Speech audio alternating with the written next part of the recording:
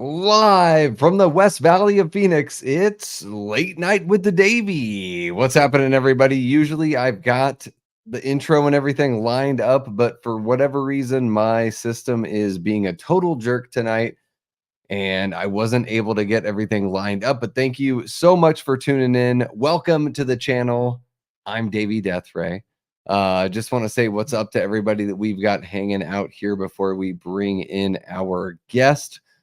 Yeah, I don't know what's going on. My computer, this is the way things work sometimes, right? Is every now and then your systems just don't work the way that you want them to. I wasn't able to open up my program so I could put together everything that I wanted to put together tonight, but we'll say what's up to everybody. And then we'll bring on Matt from Mad Blood. I'm super pumped to take a look at some of these flicks and see what we think. So let's see what we got here. We've got Raymond Malabar saying what's up to Leanna. We've got Gory Tiger. How are you doing, Gory? Gory, great to see you. Antonis Andriotis, doing great. Hope you are doing awesome as well, my guy. We got Eli Cortez, one of our great Death Squad mods and channel members as well. Great to see you, Eli. Welcome into the chat here. We've got Dean Renner saying what's up as well. Let's see here. Who else do we got? Big Rod in the chat, another great channel member, says hit that like so you don't forget. It's going to be a great show. Gosh, I sure hope so. I wish I could show everything off that we've got here to show off to you. We'll see how it all goes. Antonis says, I need Terrifier 3 to hit digital so I can watch it. Well, Antonis, I've heard that Terrifier 3 is going digital pretty soon. So we will see here. We will definitely see. I was able to catch it. Luckily, not shot my review quite yet. Raymond says, I need Terrifier 3 to hit Blu-ray so I can complete my collection and watch Art smack Sienna in the back of her head again.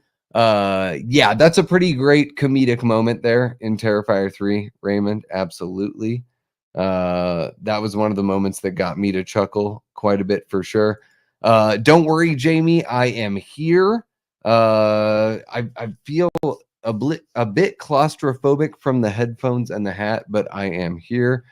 Really wishing that everything was working the way that I wanted it to, but we will find a way to make it all work. I know, Eli, never this late. Pretty bad. Pretty bad.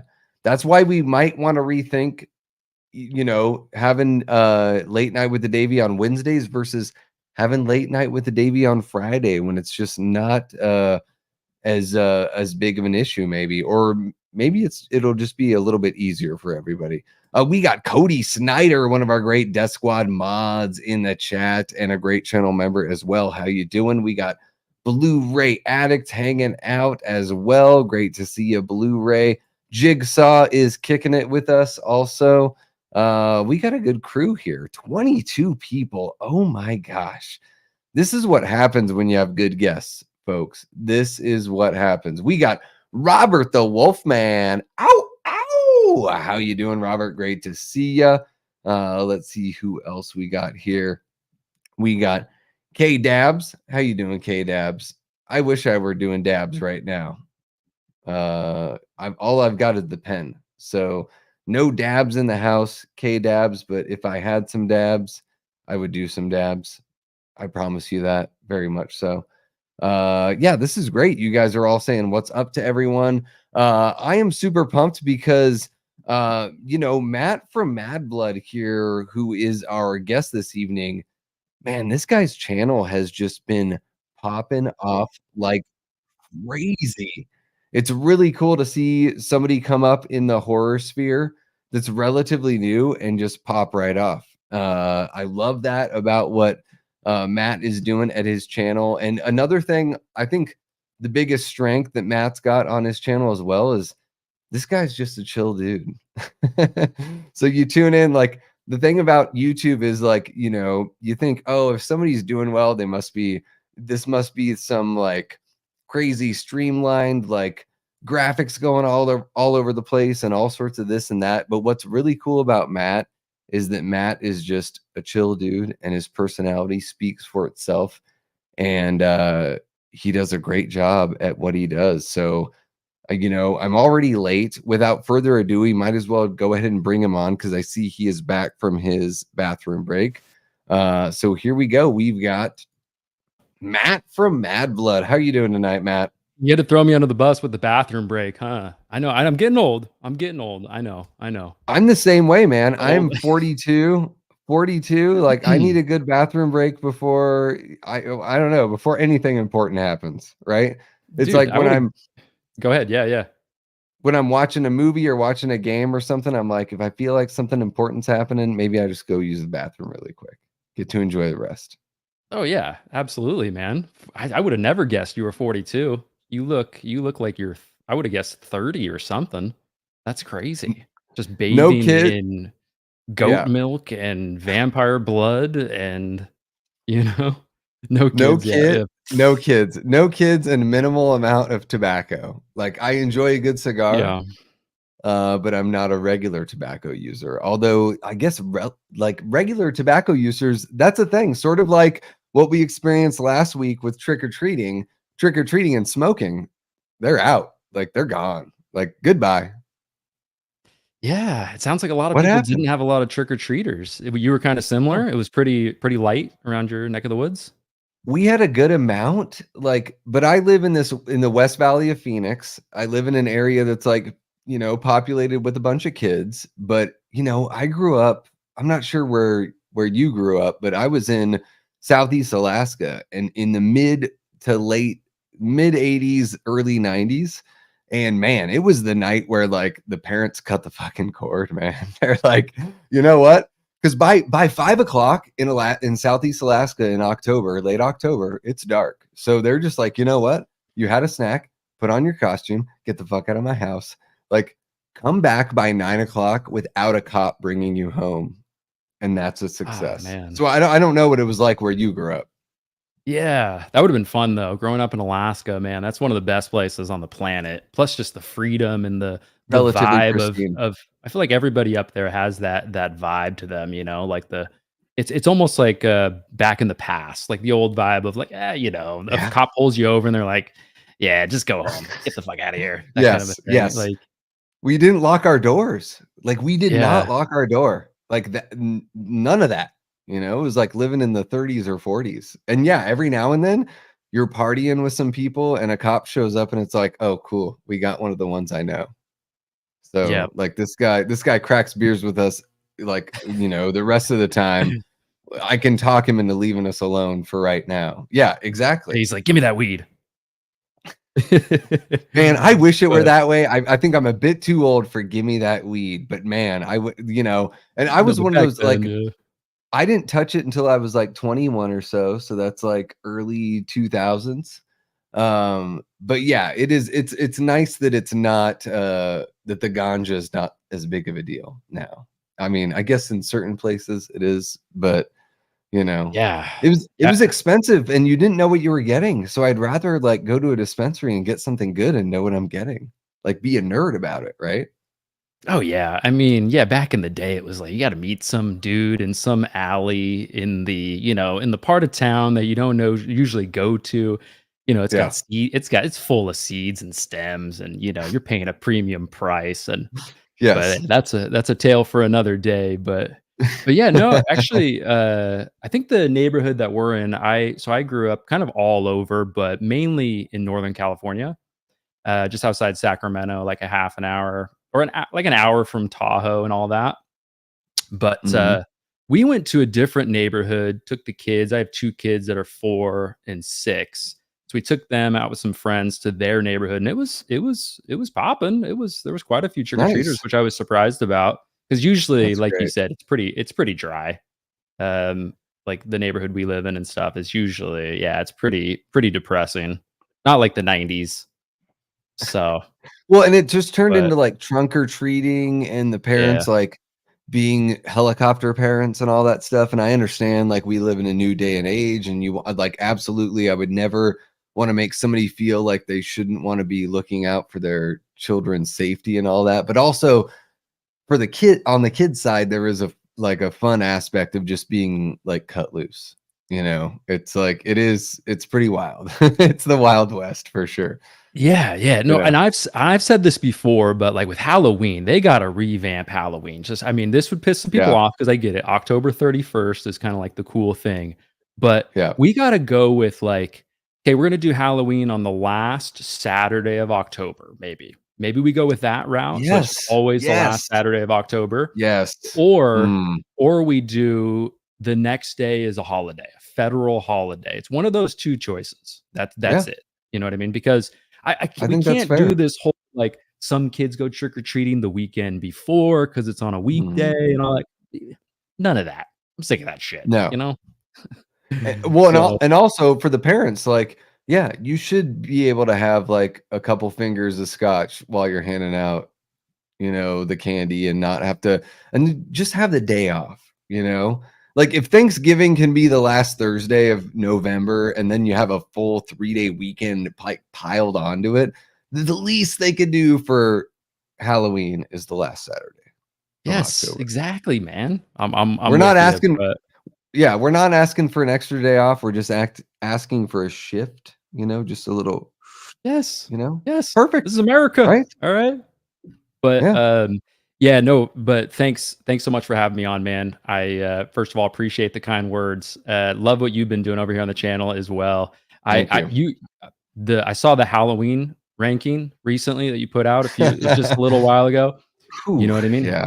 Ha Having that Halloween ends that high, I respect it, Yeah, I'm a you big know? fan. I'm a big fan, and so my whole thing with Halloween Ends is, you know, it was probably like 3 weeks before the film came out, and David Gordon Green, like, straight up came out and said, "Hey, there's this character, Corey Cunningham, he's a main character, and he's gonna be integral to the plot. It's gonna be a big deal." And so, when I went in and watched the film, like, my wife and I, we drove all the way out to friggin' Tempe, which if you're in Phoenix, it's crazy because it's one city, it's one county, but it's seriously like an hour drive on the freeway to Yeah, is get that where there. ASU is? Is that Yeah. in Tempe? ASU's Yeah, in yeah. ASU's in Tempe, it's pretty much Phoenix. So when people say Phoenix and they say Tempe, like all they mean is like 3 or 4 blocks down the road. Like Tempe is right outside of the airport. So it's basically Phoenix. And so where we're at, we're in the West Valley. We drove all the way out there because I was like, if it's on IMAX, I'm gonna go see it on IMAX. Like I've loved all of these movies. Michael Myers is my boy, and I was ready for the weirdness. So watching Halloween Ends, I was like very receptive. You know, we both walked out of it thinking this was fucking killer. And like she doesn't come from a horror background as much, but she was like, this is the best one out of the three, you know? So Nice. Yeah. and that was before any of the reviews or any of that. And I totally understand if people don't like where the story went.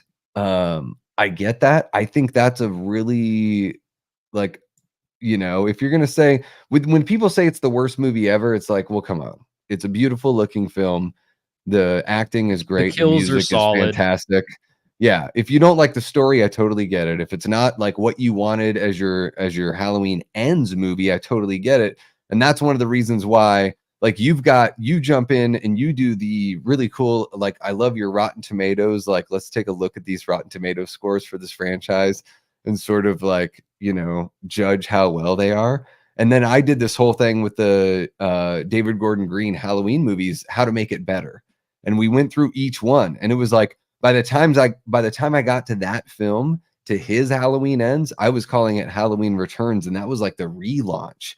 And I think that's what's messed up about Halloween Ends is really it's not supposed to be the third act because Halloween Kills is supposed to be the third act. If it starts with 78, Halloween Ends is supposed to be the relaunch.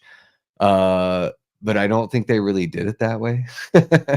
And that's why Yeah. people are like, what the fuck's with this shit? Yeah, I know what you mean, and that is one gripe that I do have is with how they kind of ended Corey's character. I mean, spoiler for anybody who hasn't Mm, seen Halloween Ends, you might want to plug your ears a little bit. yeah. But it would have been cool to see his character either continue or if he did go, you know, if they were going to have him still go out. I wish it would have been a Yeah. little bit different. It was Yes. kind of unceremoniously done, in my opinion, a little bit, but But I'm with you, yeah, Kills being the final one and then, like, a new story would have been cool. Yeah, that would've been a lot of Yeah. fun. Yeah, Halloween Ends, what a wild ride, man. Not to make this a Halloween Ends, review chat, but it's always Well, fun to talk about it, you know? So, we are gonna talk about movies that are horror movies that are poorly received with good reviews, and I guess, like, yeah, Halloween Ends sorta counts. Like, I mean, I think, like, I love it. Like, I didn't know walking out of it, I didn't know it was gonna be controversial, you know? It must've been yeah, like, what I you feel mean. like I'm, like, Yeah. one of those people that really thinks The Last Jedi is great, even though it's just Mad Max Fury Road, but lame. Yeah. So You know? so Halloween Ends was so Rotten Tomatoes gave it a 40%, Ouch. 57% audience score, which is also pretty brutal. But, I Ouch. was just curious, I couldn't remember what it got, but yeah, That's I mean, brutal. like you said, though, so you just reviewed the Evil Dead movies recently too, Mhm. which obviously over your Yeah. shoulder as well, obviously a big I fan. love those movies, yeah. Those are rated very high in comparison to most franchises in horror, even though, some of the movies are kind of comedy, or one in Yeah. particular. But it's surprising that a movie like Halloween Ends would be 40%, and then a movie like, say, the Evil Dead remake would be I think that one is even, like, 80 or something, you know? It's like Yeah. Halloween Ends, like, technically, the gore is great, the movie looks Mhm. great, the mask looks great, the acting is solid, so it's just Yeah. weird. Weird how it works, you know? Cherry blossoms. Oh, them cherry blossoms. Is that a cucumber you have there? Or am I I just feel having Lori? I feel like I got a second leash on life. Cherry blossom. Yeah, there's Um, no way yeah, there's no way he would survive, probably, he's he getting a shoulda little long in the teeth. and he shoulda just never been with Sartain in 2018. He should have been the sheriff the whole time, right? Yeah, That's a that is kinda weird. this whole stream is Yeah. gonna let's just turn it into you and I fixing Yeah, that's the what yeah, David that's Gordon Green, you it know? was either that or politics. We were going either Oh way. my god, yeah. Like, that's No, but I know I was late coming in tonight, but not as late as I stayed up last night waiting for everything to come through. Yeah. oh, shit, yeah, no, I did not bother. But, it was just wild. But yeah, no, Halloween Ends, fun time, but thanks everybody for hanging out. This is gonna be fun. I'm looking forward Yeah. to, making fun of some critics.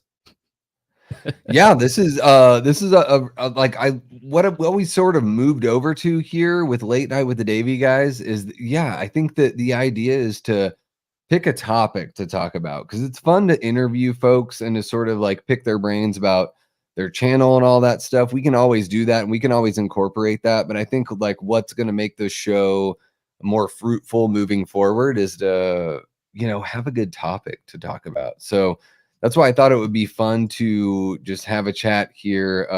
There we go. I'll finally get that going down there. Yeah, how Um, professional. Love it, Oh, dude. look at that. Look at that. Absolutely. The production.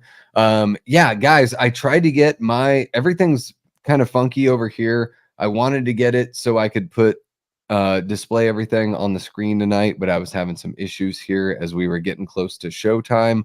But I do have Matt's links in the description below if you want to follow his channel or follow Matt on socials. And yeah, we're going to talk about some horror movies that are generally regarded as not being good, and we're going to take a look at some positive positive reviews for them. So I guess we'll have to just read those off as we get to them. But really quick, we got Coy, our guy, Happy Sanjo with a $2 super chat says, I like the Last Jedi, hate the other two. Interesting. And Coy, the way that I feel about the Last Jedi is like if I didn't like ends, it's the way I'd feel. Like the Last Jedi sounds great, it looks great. I don't think they're like bad performances. I think the writing is a goddamn disaster though with the Last Jedi, and I think the movie is like such a swing and a miss. Um, for the Star Wars franchise, but everything else around it is great. So it's like I'm sort of playing devil's advocate here because even like as a Halloween Ends fan, for the folks that don't like it, I'm like, well, at least it looks really good. It's not like Curse of Michael Myers or Halloween 5. Whoa, Thank you hey, for the take tip. it easy, man. Fuck. I kind of like Curse. I'm one of those weirdos. Like, Curse No, me is, too. Me too. It's good. It's charming, dude. I enjoy watching it every single time, and I want, Paul Rudd to come out to age 50, although I don't know that he will. What do you think, Yeah. Matt? Do you think he'll come out to age 50? Uh, Probably not. Probably I mean, that'd be really cool. I like him in the movie, Yeah. though. It's got one of the Yeah. best kills in the franchise, John Strode, that kill's a fun Mm. time. It's a fun movie. It's got great Halloween vibes. Yeah, I like it. Yeah, John Strode is one of the biggest assholes in all of cinema. I put him right up there with Captain Rhodes from Day of the Dead. Just an asshole you love, like, 'cause you can hate him. It's a great performance, when he Oh, like, yeah. one of the best when he's like, "Why don't you give her all our goddamn money?" And then he's like, "You and that bastard of yours." Yeah. Like, there Oh, are yeah. just a couple lines that are just like, "Man, this guy is in the next stratosphere." They did him pretty well. Like, he went out in a good way, whereas the boyfriend, dad, whatever, from Rob Zombie Halloween 1, that guy, Mm, that mhm. asshole, Yes. I mean, he went out Rami. brutally, but Yeah. they coulda strung him along a little bit. Maybe he survives the opening when he gets stabbed, and then later on, grown-up Michael finds his ass and then just slaughters him, you know what I mean? I felt like that would've been pretty cool. How about he's the new Loomis? So instead of having Malcolm McDowell play Loomis, you got Ronnie as the Loomis, and Ronnie is like, you know, Oh, man. just Yeah. referring to people's body parts in very crude manners. Oh, yeah. Yeah, yeah. "If you don't read my book, I'll skull fuck you." Matt Loves Elm Street Exactly. 2010 apparently, canceled. Ooh, somebody's been, watching You're some done. videos, huh? Toronto Alright, Freddy is Toronto calling you out. Freddy. You're Canadian, you're supposed to be nice to me, man. Take it easy. Take it easy. It is the Canadians are supposed to be nice, but the thing is that I think that some people forget it's cold there. Um, and that can turn you into a dick because the cold, I can speak from my own personal experience. It's not pleasant, the extremely cold weather. Um, I was but yeah, wondering, like, why you moved to Phoenix, 'cause that's the 2 ends of the spectrum, the coldest place in America it and then is. the Yeah. hottest place. But It's anyways. brutal out here. Well, my wife and I had met in Portland, and, Nice. Okay. she grew up in Detroit, and I grew up in, Southeast Alaska, but my family, like, we had lived when we were living in Portland, we were near her family, and most of my family is down here in Phoenix, so we were like, "Let's just give it a shot," just kinda change of pace about Yeah. 5, 6 years ago or so, and that's what brought us out here to Phoenix, but yeah, it's crazy because it goes from like 90 degrees to all of a sudden, like if you tried to sleep outside, you would die. Like within a week or two. It's crazy out here in the desert. Like Yeah. Yeah, very the cold at night sometimes, but also 120 in August. what yeah. We were seriously like 3 weeks ago, we were at 95, you know, beginning of October, 95. And I'm Same just here. like, Yeah, all I want to do surprisingly. is open a window at night. But I even at just yeah. night, it was like 90 at the least. Oh, yeah. It was Yeah, I just wanna feel a little hardcore. crispness, you know what I mean? A little crisp air, but nope, Yeah. not getting it. I felt like I didn't get to enjoy spooky season really until like halfway through the month.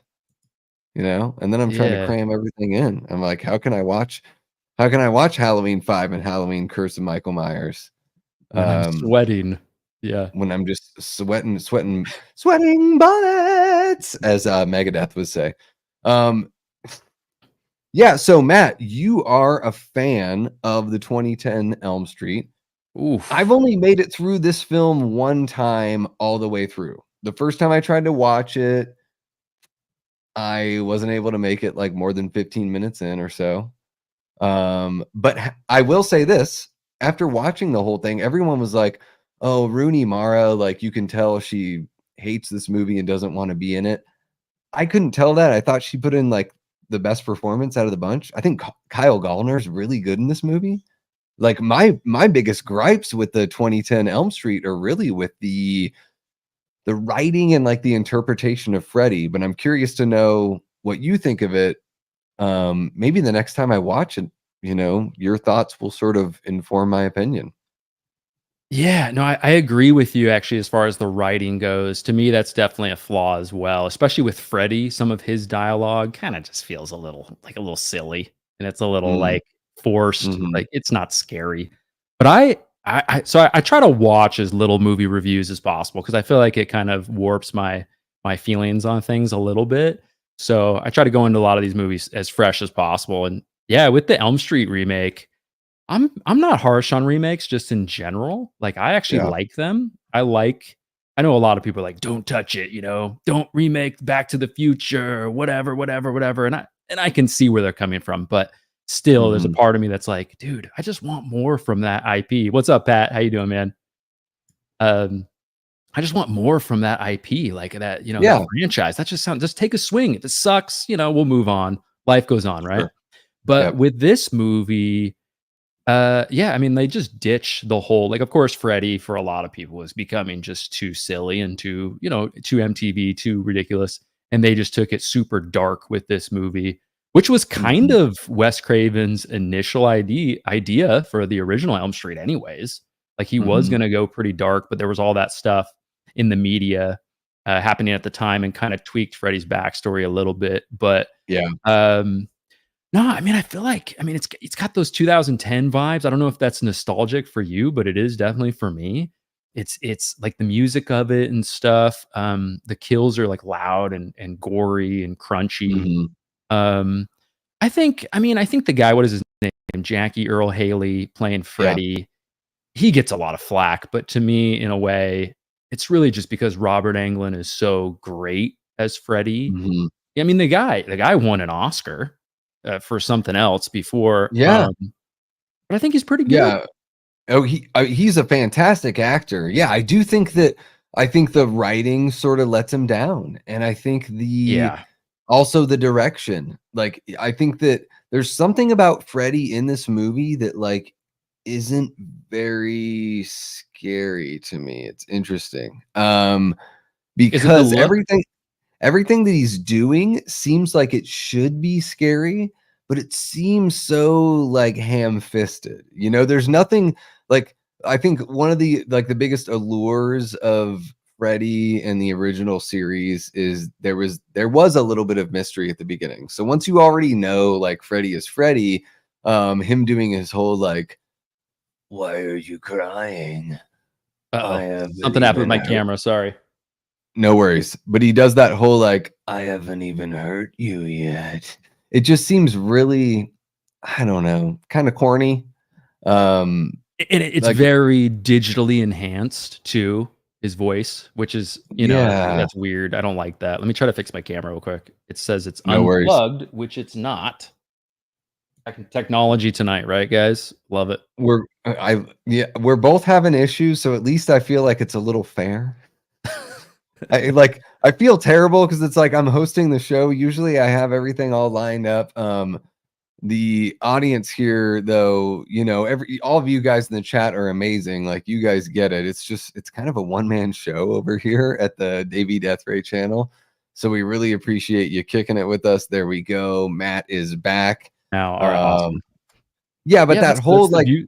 Go ahead, yeah. you know, his whole, like, I think it's the writing that sort of lets him down. It doesn't give him I just don't think there's much for Freddy to work with here. And I do one of the weird things too is that they sort of tease you with this really great idea that he could have been innocent. Like, that was really cool. Like, they tease that in the trailer, and That's I right, think that yeah. that would have been the way to go. Honestly, like, do you really wanna subvert our expectations and play it out to where this thing's got some legs and can go on for multiple movies? It's like, make him innocent, like, truly do it. But they went the full opposite way, and they took a couple, like, weird, stumbles to get there. So it was like he's innocent, halfway through you find out, "Oh, no, he's not innocent," and then seriously, like, with 20 minutes left in the movie, they're like, "He's a diddler as well as a child killer."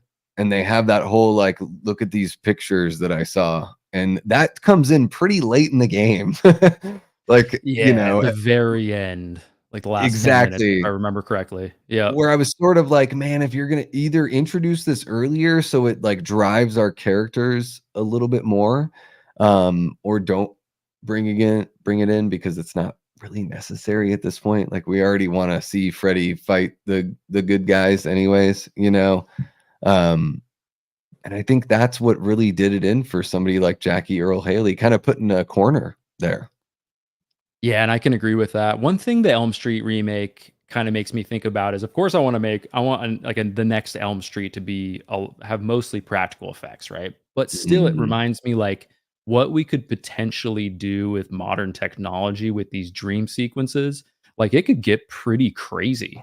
What they could mhm. potentially pull off with the right director, right writer, Yeah. implementing both Oh my god. practical and CGI. Because that one, I think it has some cool dream sequences, but yeah, I mean, Yeah. if you compare it to the original, pretty much everything is worse, of course. The Nancy is worse, but yeah, Kyle Gallner's good and all that, Freddy's worse, all Yeah. that kind of stuff, but yeah, it's still It for me, it's mainly, like, nostalgic, that era, and, I yeah. like it. I think it's fun. Well, I think another like thing about it too is that it just there's a bit of an identity crisis with this one. Like the other ones, like when you look at one of the reviews that I had, I know I wish I could show it off to everybody, but it's from Michael Compton, Bowling Green Daily News. Calling So you like out, Michael. Bowling Green is what's that Kentucky? He says, I think it's a film that succeeds within its own boundaries. For that, it deserves faint praise. It's definitely the best of the recent horror remakes. And I don't know if he's talking about like Rob Zombie's Halloween, Friday the 13th from '09, and then this one. I guess I would consider that recent as far as this movie's concerned, because I wouldn't consider TCM '03 recent by the time this one's coming out. And I would say that it's in the middle. I think it's better than Rob Zombie's Halloween because that movie's just unnecessary to me. The most unnecessary remake ever, but I actually really like the '09 Friday the 13th film. I don't know how you feel about that one, but Love I it. love it. To me, it's everything that Friday the 13th wants to be. When I got people the complain 4K, about man. it, yeah, when people complain about it, I'm like, "Oh, you're so sad about the hot, dumb people that are getting killed." There it is. Stupendous. There's the new 4K. I haven't even opened it. What a So rad. jackass. What a huge fan. But, Yeah, it is. I It's love it, that dude. It's a great one. yeah. So I would say, like, when I look at a review like that, I'm like, well, I wouldn't say it's definitely the best of the recent horror remakes, but I would say it's right there in the middle. I do think it's gosh, I don't know if it's better than Rob Zombie's remake, but it's not as unnecessary. I don't know how you feel about all of that. Oh, that's a big topic. I mean, the Halloween remake, I oh man, that's actually a tough call. The Elm Street remake or the Rob Zombie remake, the Friday remake or the Friday. Not it's not even a remake, really, in my opinion. Sure. The Friday, you know what I Yeah. mean? It's just like a great mishmash of the first four Friday the 13th movies, Oh my which I think is god. Yeah. awesome because they couldn't Yes. they couldn't have made it would have been a weird creative choice to remake the original because the Yeah. whole like, the biggest thing with the original is kind of the whodunit aspect, right? So it's like, okay, we're gonna redo it. I guess they could make a Yeah. new villain. Well, But you but have to anyways, peel it back and make it about Pamela, and people might not wanna see that necessarily in a film when they think of Jason when they think of the films. and the mask. So we gotta kind of Yeah, eliminate the second one, so we gotta put in the hockey mask. So yeah, I really like the 2009 Friday movie a lot. That's a lot of fun. It's just a fun movie. They go back to the basics, but man, as far as Rob Zombie's Halloween or Nightmare, I man, that's a tough call. They're like even for me because the back half of Rob Zombie's Halloween is fun for me because I really like Tyler Mane playing Michael mhm, Myers. I like that mhm.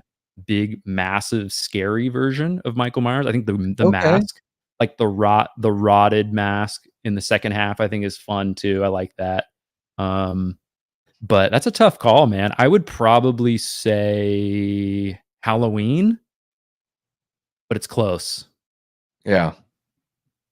It's a tough one, and when it goes, when you think about those films, like, what's really odd is they all failed. Like, all of those failed. The Texas Chainsaw Mm, Massacre had the most, like, fruitful remake of all of them, right? Because, I mean, at least Rob Zombie got a sequel, but then they pinched that off and started a brand new thing. Yeah, who knows when the next time we're gonna see Jason or Freddy's gonna be. I mean, I don't know. Is it gonna happen within this decade? I don't have much faith. I know they're talking about the Crystal Lake TV show, but I don't have very much faith in that. So it's crazy to think that, like, out of all of those, that Leatherface kind of got the most, like, half of the movies in Texas Chainsaw Massacre are after that remake, pretty much. He had the best yeah. run. That's wild, Matt. That's wild. It is pretty wild, and that might come down to just money and how stingy the guys who own the rights to the Friday the 13th franchise are. Maybe the folks behind Mm, Texas Chainsaw are probably like, whatever. You wanna put it on sure. Netflix, you wanna do this Leatherface movie where Leatherface is like a small guy, that's fine. Do that. Who Yeah. cares? Man, I would have loved to see a sequel to the 2009 Friday movie with Derek Mears Yeah. reprising Oh my Jason god. Voorhees as I mean, that would have been to me, that would have been great, Yeah. with, like, the fake out with the final girl at the end, and then we continue that Mm, story. Like, 2 yeah. 2 2 good final girls, in my opinion, I would consider them both.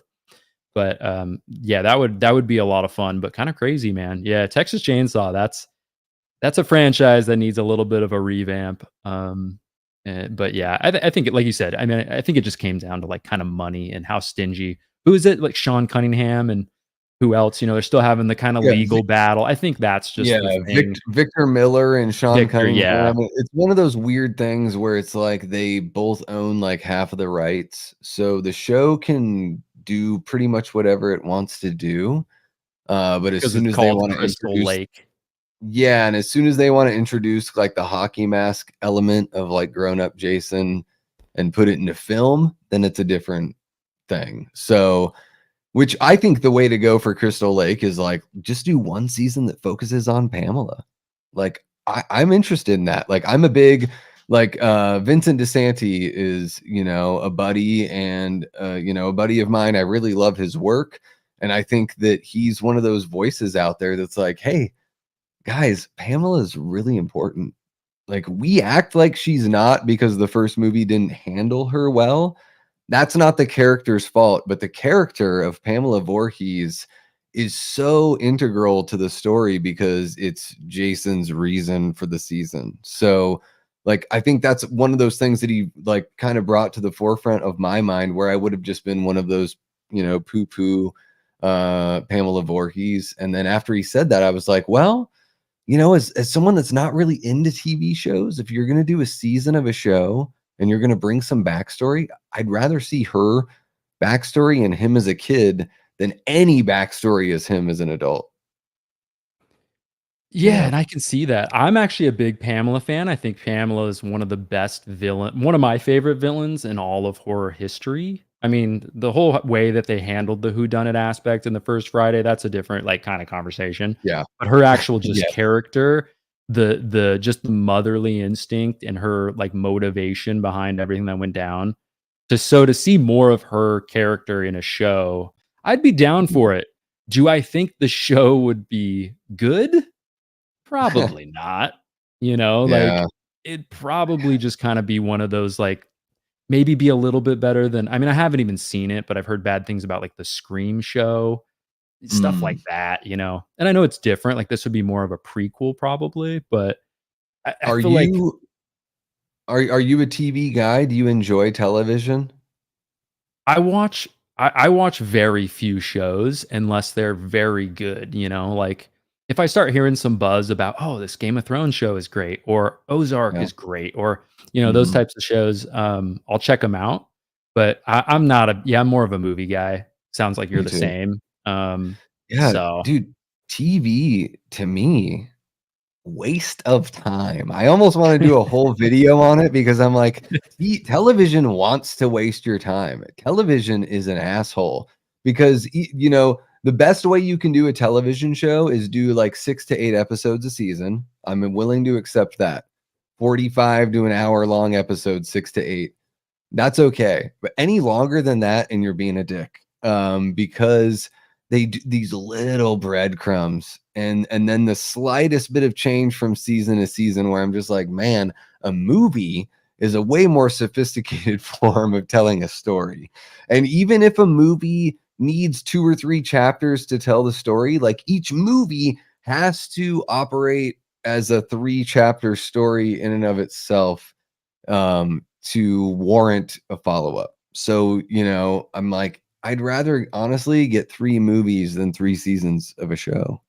And Have it you would be seen House of more Dragons? economically sound.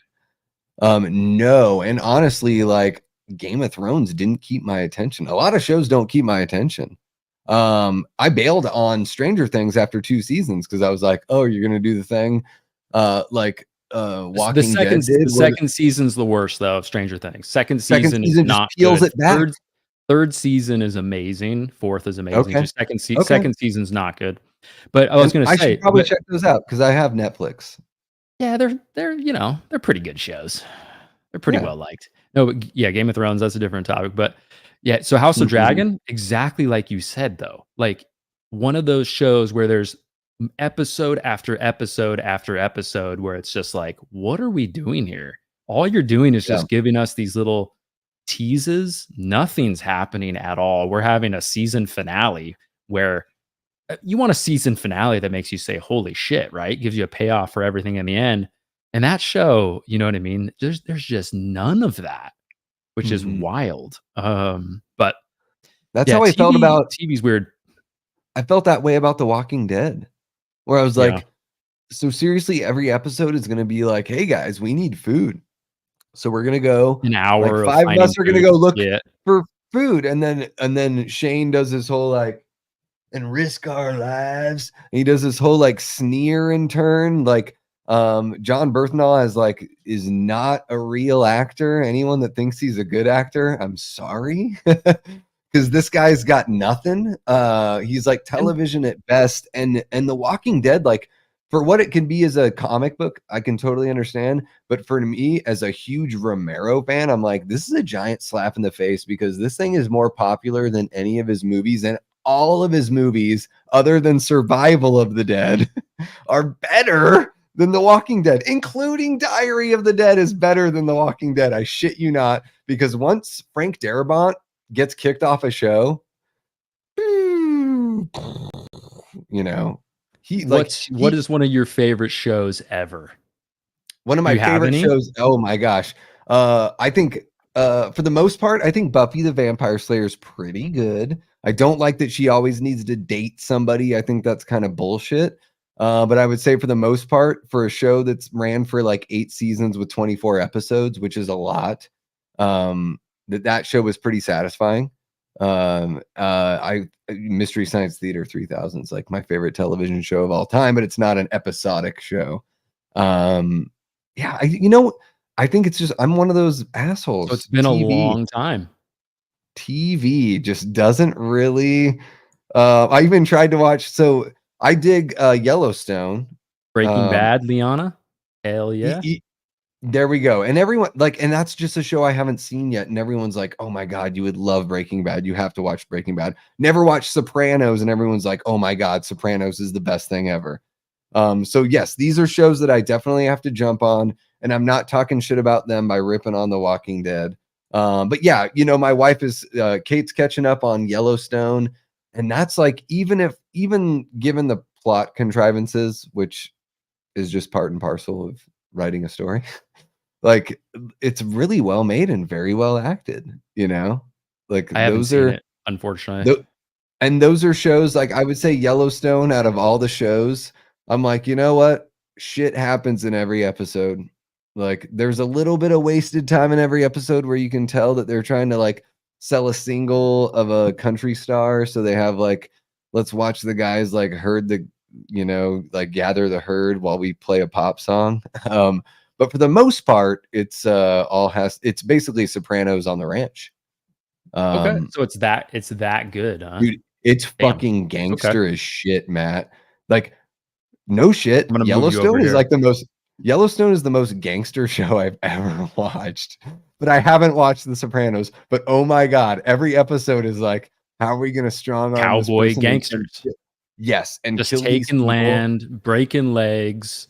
We are going to kill Oh, people, and we are going to take office and make sure that, like, our legacy is, it's all that kind of stuff. It's all gangster. But that's what people wanna see, When people put the TV on, what do they wanna see? There's, like, Chicago Fire, Chicago PD, Chicago ER, or whatever it is. They wanna see people in, like, very extreme circumstances. So they wanna watch cops, doctors, and firemen, and gangsters. They just wanna see, like, the bad guys and the good guys. That's it. So 100%, man. if you're thinking about writing a TV show right now and you're not thinking about having one of those elements, you are not going to get picked up or incorporated, and you will get picked up. Well, especially if it's catering towards the boomers, they love that Sure. shit. Yep. Um, but yeah, I was just reading the chat there. I'm Yeah, a lot trying to of catch up a lot of too. TV fans, man. A lot of it comes down to time too. Like you said, a time suck. And Mhm. TV is a huge just takes so much time. So It much time. does. It's a commitment. That's why I usually like if I hear about a show and people are like, "Oh, it's amazing." I'll check out one episode. There's actually a Mhm. show I thought was really I mean, we're gonna talk about movies a little bit more, but a show that I don't hear enough people talk about, where almost every episode kind of felt like a season finale, made you both my wife and I, which is a good indication because we like very different things, Mhm. is like, "Holy shit, that happened at the end of just normal episodes." So, it might be a show for you to check out, but it's called Man in the High Castle on Amazon Prime. Mm. It's like if Nazi Germany and Japan won World War II and what like life would be like in the world, but Mhm. also there's a sci-fi twist to it, which is kind of crazy. But great villains, which you talked about earlier. You talked about like how important villains are and how Yeah. like Pamela Voorhees and stuff like that. Great villains that you're gonna hate. Just yeah, very, very well done. I think it was actually who produced it, actually, hold on. Someone big. But anyways, Man in the High Castle. Anyone in the chat seen it? Great show. I've heard of that one. Ridley Scott was an executive producer, that's right. Oh, wow. Yeah. Ridley Scott is, a total badass. I love Ridley Scott. The world building that he's got in his films, yeah, amazing. Yeah, hopefully Gladiator 2 is good, hopefully. I mean, the Kind original is kinda odd, kinda odd putting out Gladiator yeah. 2 right now.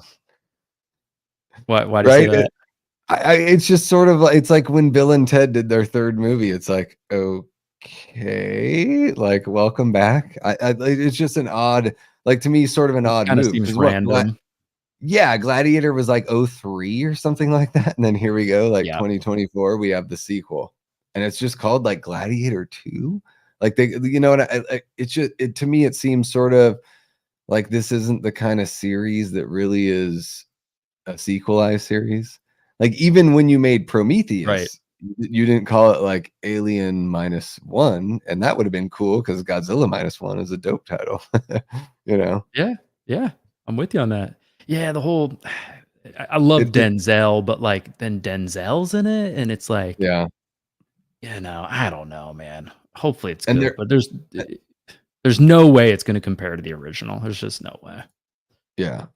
And then also you're playing into it like an odd I think there is like also it's like with Denzel like he would be a person of power back then in Italy. They wouldn't have like a different sort of view on things at that time.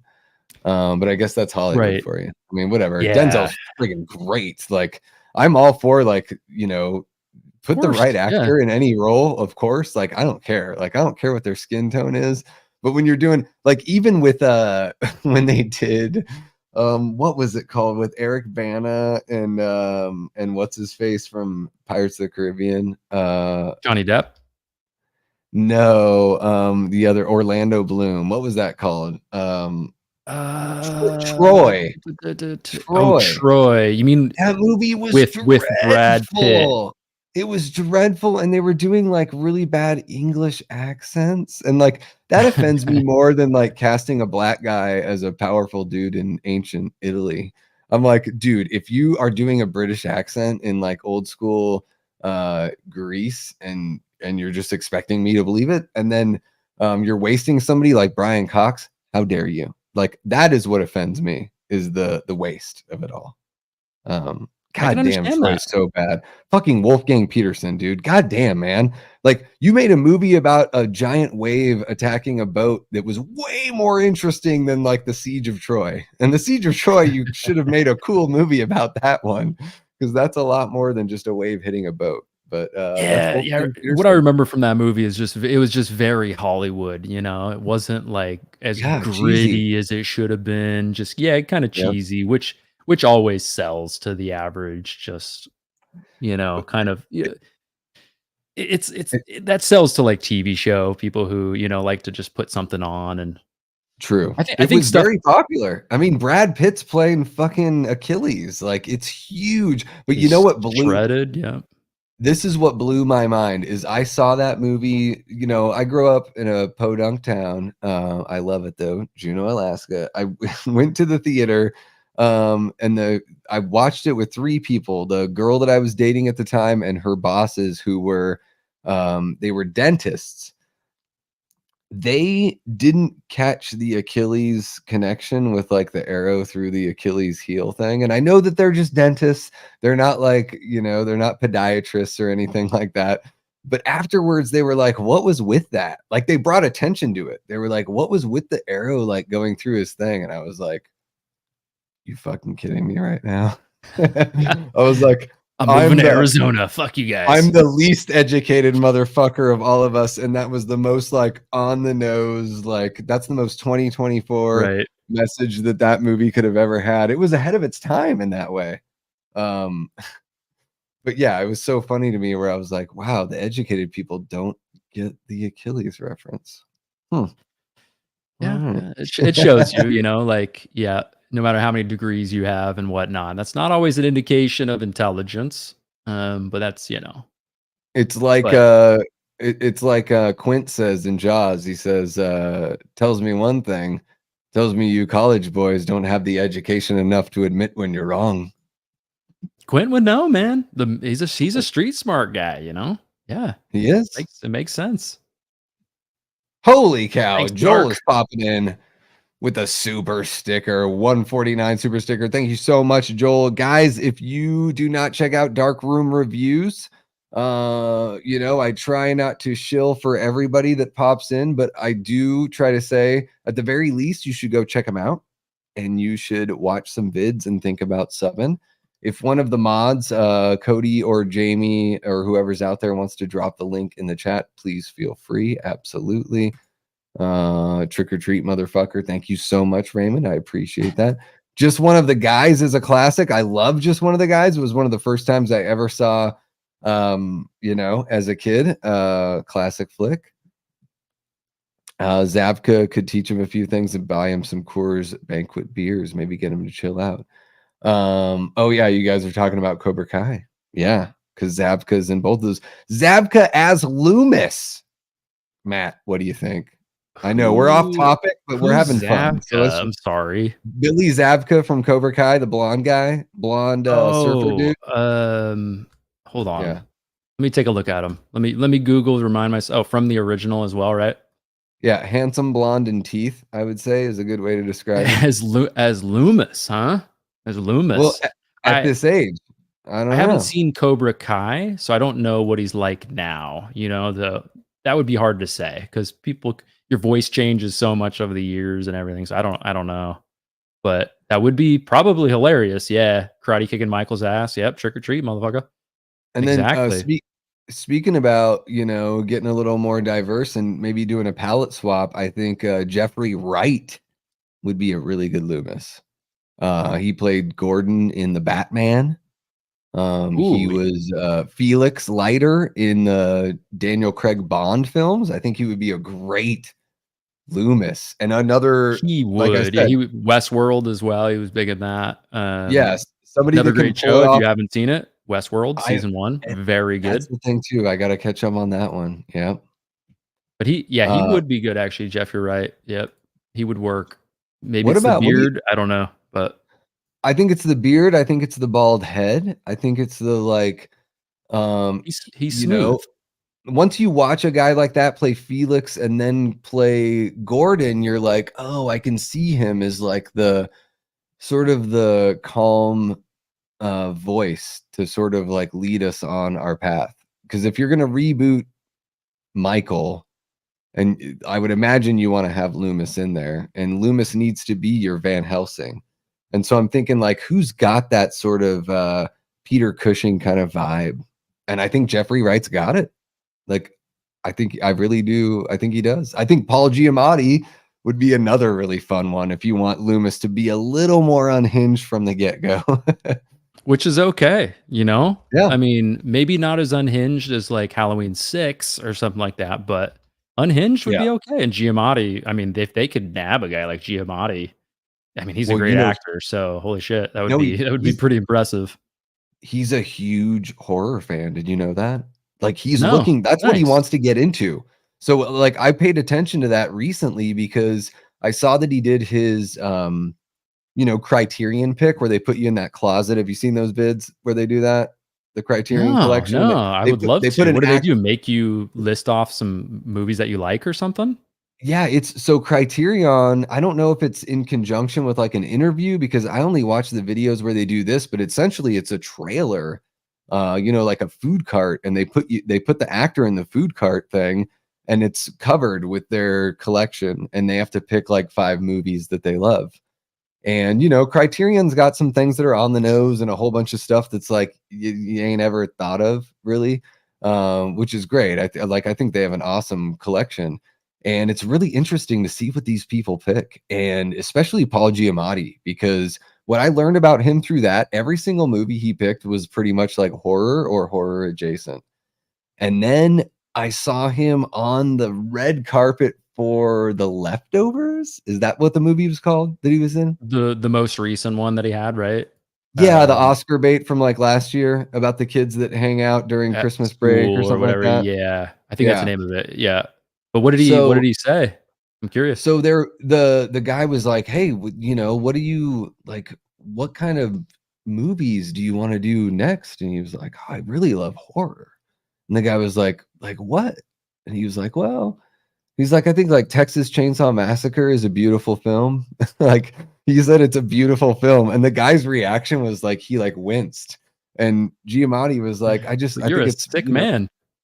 Yeah, exactly." And and Giamatti was just like, "I just think it's so great. I would love to, if there was an opening in one of those, like, classic horror films, I would love to do something in one of those." So Like, just Halloween would qualify, probably. he would be amazing as out of the big if you're talking the big 3, that's the only one where he really fits, like, naturally, And as especially if you Loomis. weren't bringing back a Jamie Lee Curtis, you would have a little extra wiggle room with the budget as far as, like, casting goes, right? So Yeah. and You could e he's not gonna ask for too much. He's gonna you could that's a possibility. I mean, we're you getting could even Hugh Grant coming back and Yeah. or he's in horror, so, like, Paul Giamatti, like, another that Mhm. would be great. You could even rewrite it in a way where he has a bigger like, you can milk the time with him. He can be like 2/3 of the movie, like, he can be the star of the movie. And you don't really have to dwell too much on, like, prequel kind of stuff, but you can just spend more time getting to know that character as the Van Helsing to Michael's Dracula, because he's the star.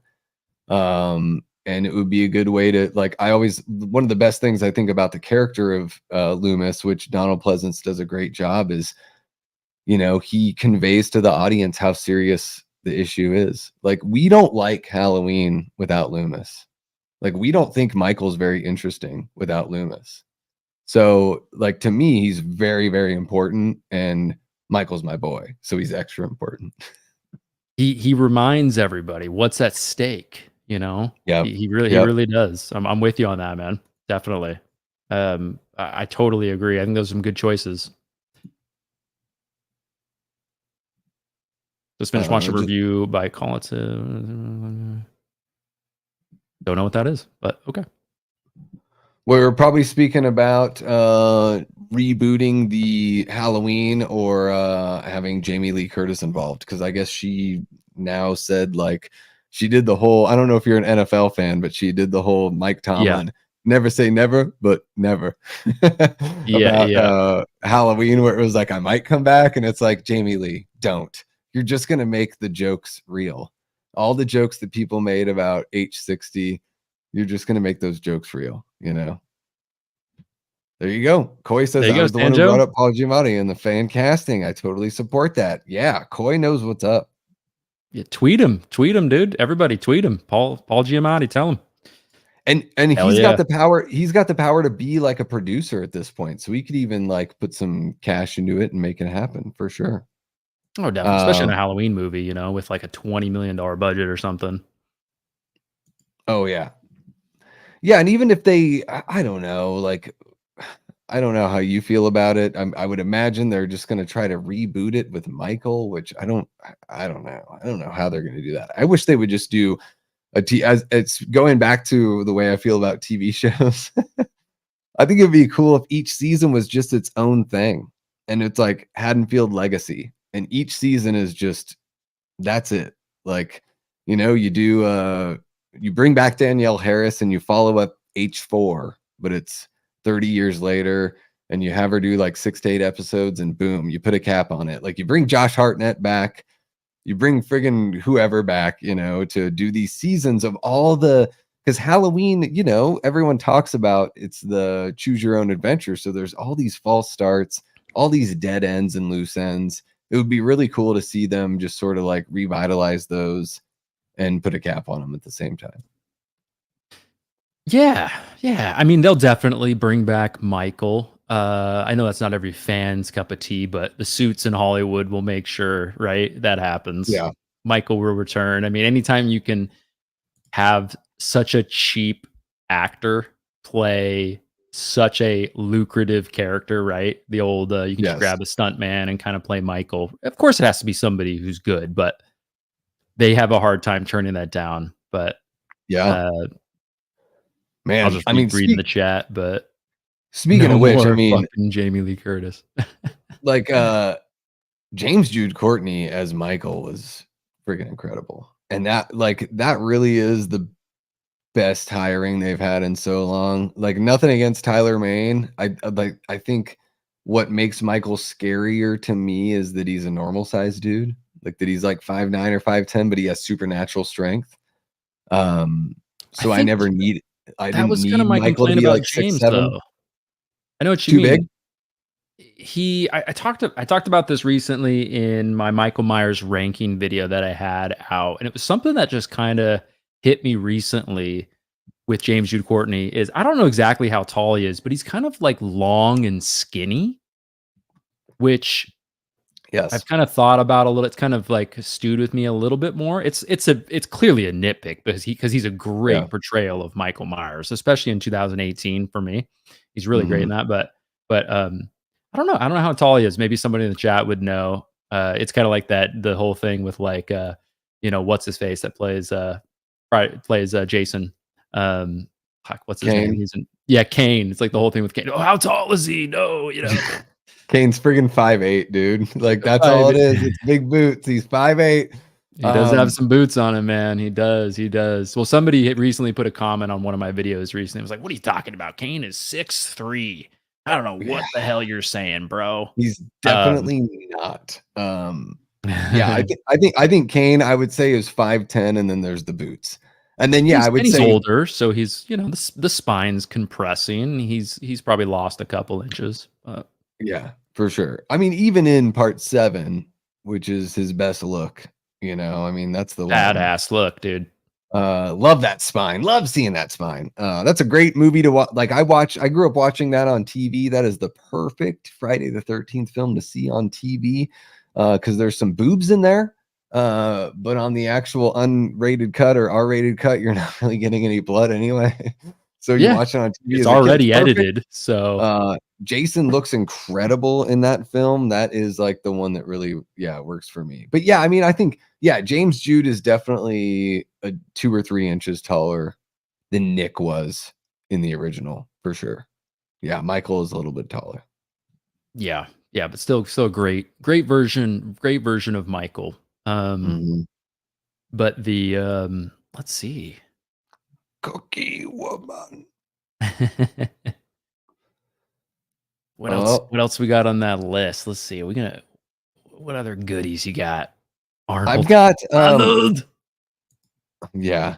Arnold Schwarzenegger is Loomis, which is great because he says, Get to the chopper. get to the chopper. Michael was doing very well last Get night. down. I've got so I dug up let's see here. House of the Dead 03, Jaws the Revenge. Oh. Let's see here. I love this. So I love this one for Jaws the Revenge, though. It was the only positive review that I saw, and I thought it was great because you Oh, it's said you that haven't bad. seen the It's film, that bad, huh? correctly? No, I haven't seen it, but you can spoil it. It doesn't This matter. is great. It's going to make you want to watch the movie because this is a positive review that says this is a Christmas film, a film about grief, I've about heard the that. importance of tracking snail migration, a clip show of one of the greatest films of all time, which is a Snail great. migration, huh? Yeah, I'm going to read it again. This is a Christmas film, a film about grief, about the importance of tracking snail migration, a clip show of one of the greatest films of all time. And that it is.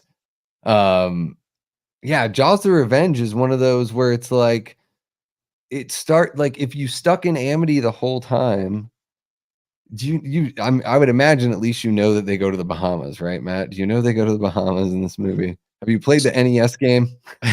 I've purposely put off the sequels because I want to do a full franchise thing. Okay. Is the Revenge the third one? It's the 4th one, and I would say it's Fourth not one, actually shit. the worst. I would say the 3rd one is the worst I know after you were doing a recent watch along review. recently Yeah, for my some wife of and I the did a like watch the along summer or this something.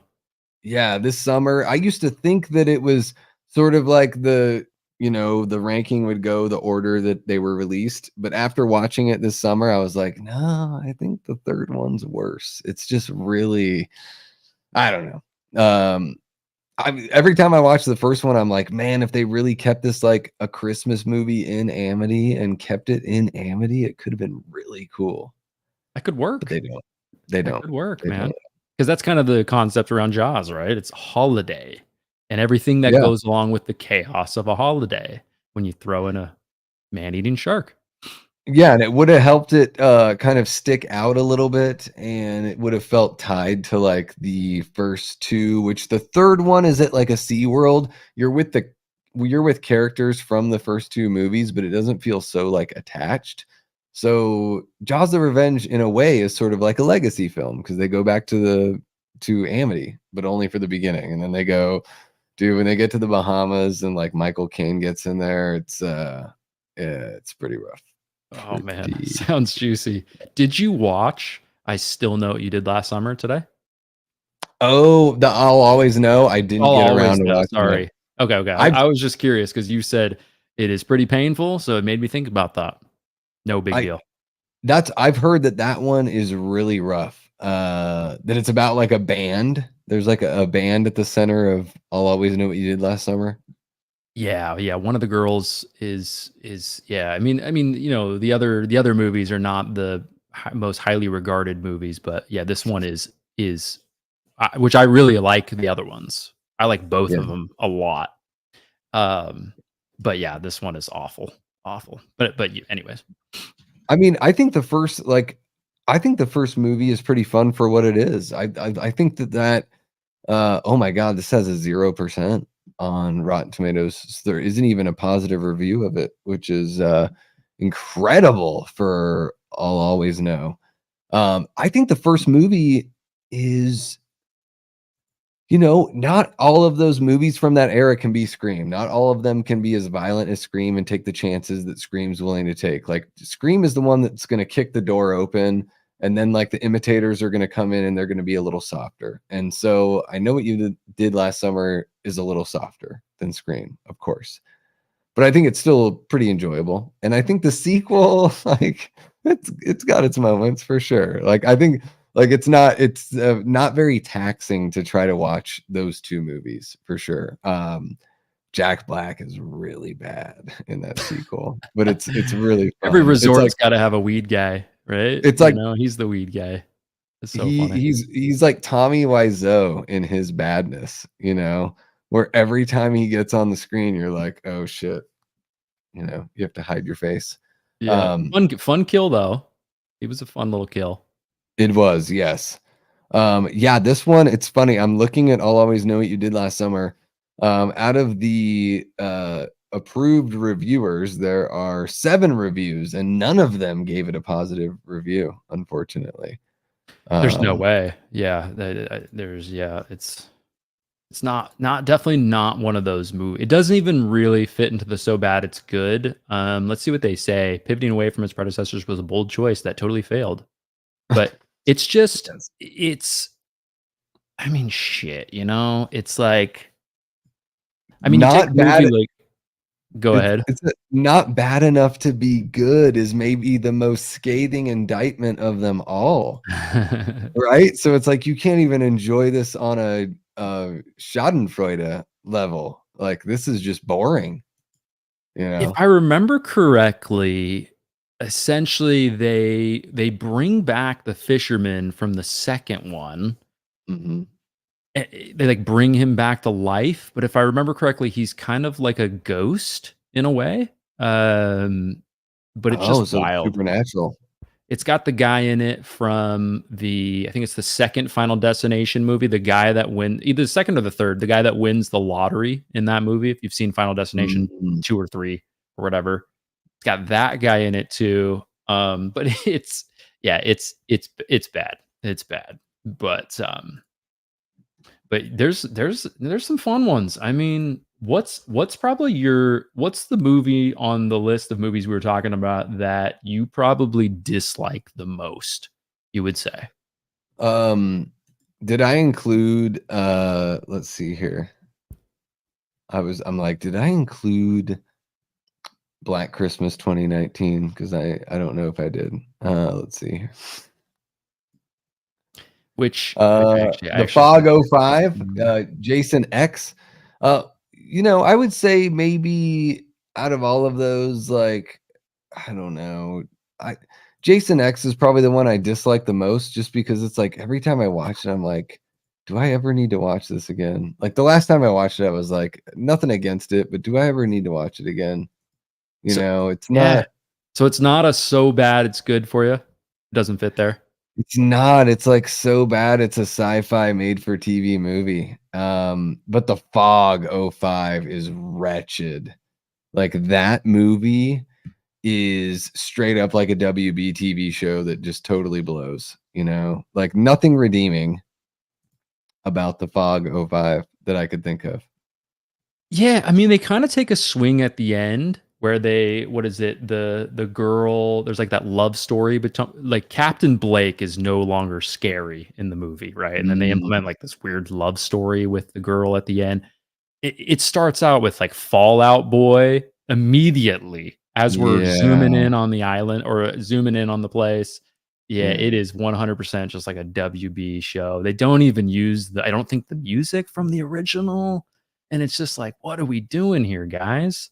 Yeah, yeah. it's I think by itself, if it wasn't, such a classic before it, it could have some nostalgia for the era, I guess, but it's bad. Yeah, it is It god awful.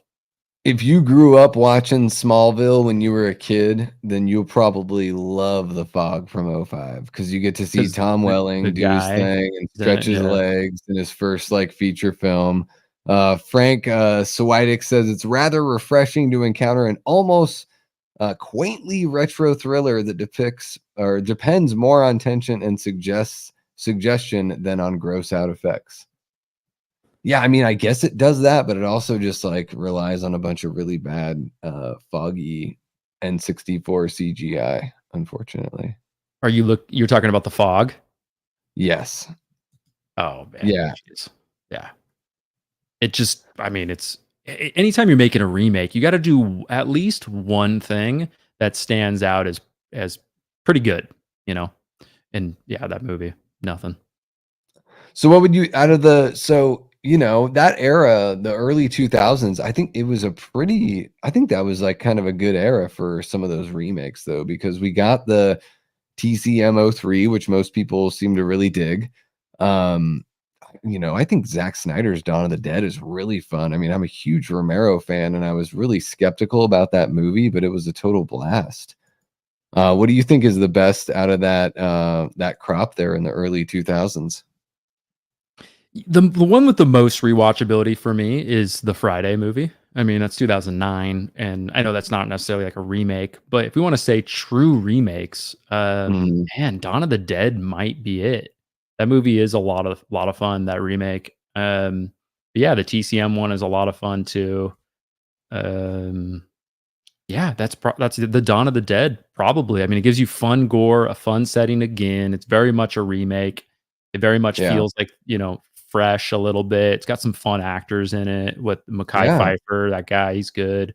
Yeah, it's you get the funny scene where you've got the guy across the way, they're Yep. doing the sign thing with him, which is funny. There's some dumb decisions in the movie, yeah, but overall, it's just a fun zombie movie, especially if you like the Yeah, original. it feels like a good modernization of the original story. So, like, of course, they put more people in there, you can have more deaths, but then they also, like, put some more complexity in there, and I don't feel like I don't think they lose anything from the original. And you still get that really good character development because to me, that's what's most important about the Romero zombie films is I want to get to know the characters better. Like that's a huge thing to me. Good guys and bad guys, like I want to know where everyone's coming from. Um yeah, and that one was yeah, I love that. I actually it's funny. I watched that one. I was so skeptical. Went and saw it opening night, went and watched it the next day like at a matinee. I was like 21 when it came out and I watched it twice in under 48 hours like a total addict. But the '09 Friday the 13th remake, this is and you probably know this because you do your, Rotten Tomatoes ranking vids, but this is 26%. So even though we both really like this movie, it completely fits into the category of what we had set up to talk about tonight because 26% is pretty bad here on Rotten Tomatoes. And I think this movie is like I would say like the top tier of the franchise, I would say. I don't know. Is that controversial? No, no, I would agree too. I mean, a great look for Jason, one of the best Jasons in the franchise. Fun. I mean, it goes back to the basics. That's what they were looking for with Marcus Mhm. Nispel, the guy who directed it. They were like, "We're gonna show some boobs.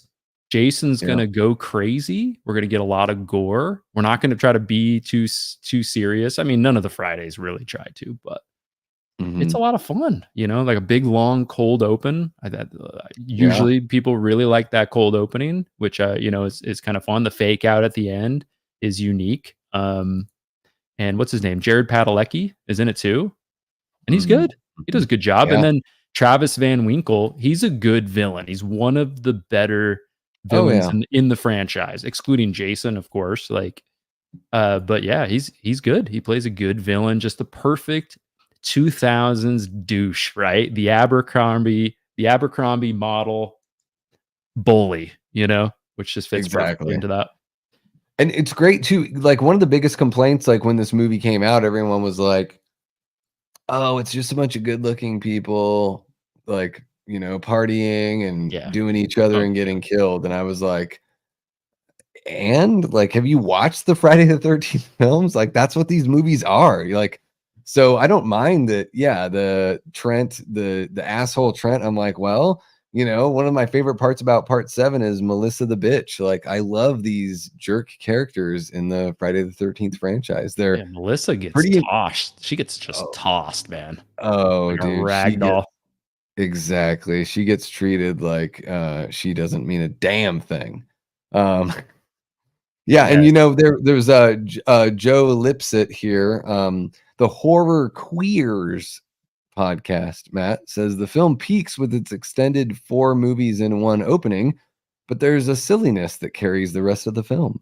One wishes the kills were more memorable and the characters less stock, but it's a Friday the 13th film. What do you expect? And I think that sort of like encapsulates everything there. Yeah, I mean, I can agree with some of that. I think there's some fun kill. I mean, that kill where I think it's the cop. They do that kind of like Oh, with the camera. They built through like a the set wall? through the door. That's fun. The Yeah, axe throwing, that's fun. I mean, yeah, the archery kill in the boat is ridiculous, but and then the girl like getting the machete in the head, like a shish kebab getting pulled up. Oh, we got Matt yeah. from Fauci Cinema in the chat. What's What's going happening, on, Matt? brother? So great to see you, man. One of our Death Squad mods here. Um, Oh Eli shit. saying it's the best remake in the horror genre. I think the Friday the 13th remake is right up there. And yeah, maybe the archery kill is absurd, but you know what's really cool Fun. is that every time he has a kill, it's a different implement of destruction and it has to do with the camp. So it's like he really is like a woodsman. And I think that Jason is one of the most interesting interpretations of Jason that I've ever seen. Probably the most interesting because he's like I always say he's like a spider, and Crystal Lake is like his web. You trip the wire and he pops up through the trap door. Like you're okay if you don't invade his space, but once you like tug on that one string of his web, he's gonna go and protect it because that's the only place he ever like knew safety and love with his mother. And I think that's an interesting look at the Jason character. I guess one thing you might say is why do you think so that Jason in 2009, you could argue is like the smartest Jason, right? The most Mm-hmm. resourceful Jason in the franchise. Why would you say that Jason doesn't leave? I guess the comfort of or the memories or uh-oh, shit, it's going out again. What is going on here? Oh Right. shoot, we can still hear you though. Yeah, that's Um, good. But you know what I mean? Why doesn't he yeah, leave, right? Or venture out a little bit? I guess maybe it's just because he's just so damn ugly and scary. Yeah, and But, I think it's just that's creature of his habit. home. Yeah. Yeah, I think he's, mentally diminished. So it's just sort of like an animal, living in the spot that's most comfortable to him. Um, I'll yeah, pop out. okay. Yes, Dean, you're absolutely right. Travis Van Winkle plays the ultimate D-bag for sure. Yes. Yes, Dean, exactly. Great villain. Every fun movie's gotta have a fun villain, you know? Oh, he's so terrible. It's great. Oh, it's so good. Oh, yeah. And it seems like by all Stupendous. accounts, the guy is a very nice guy in real life. So he's actually just so smart in the remake that he started going to therapy. Yeah, Yeah, yeah, maybe, I don't know if I necessarily need to see him like sharpening the blades and stuff, but I did like to see I don't know why with Jason, like for some reason it worked a little bit for me, like seeing him underground.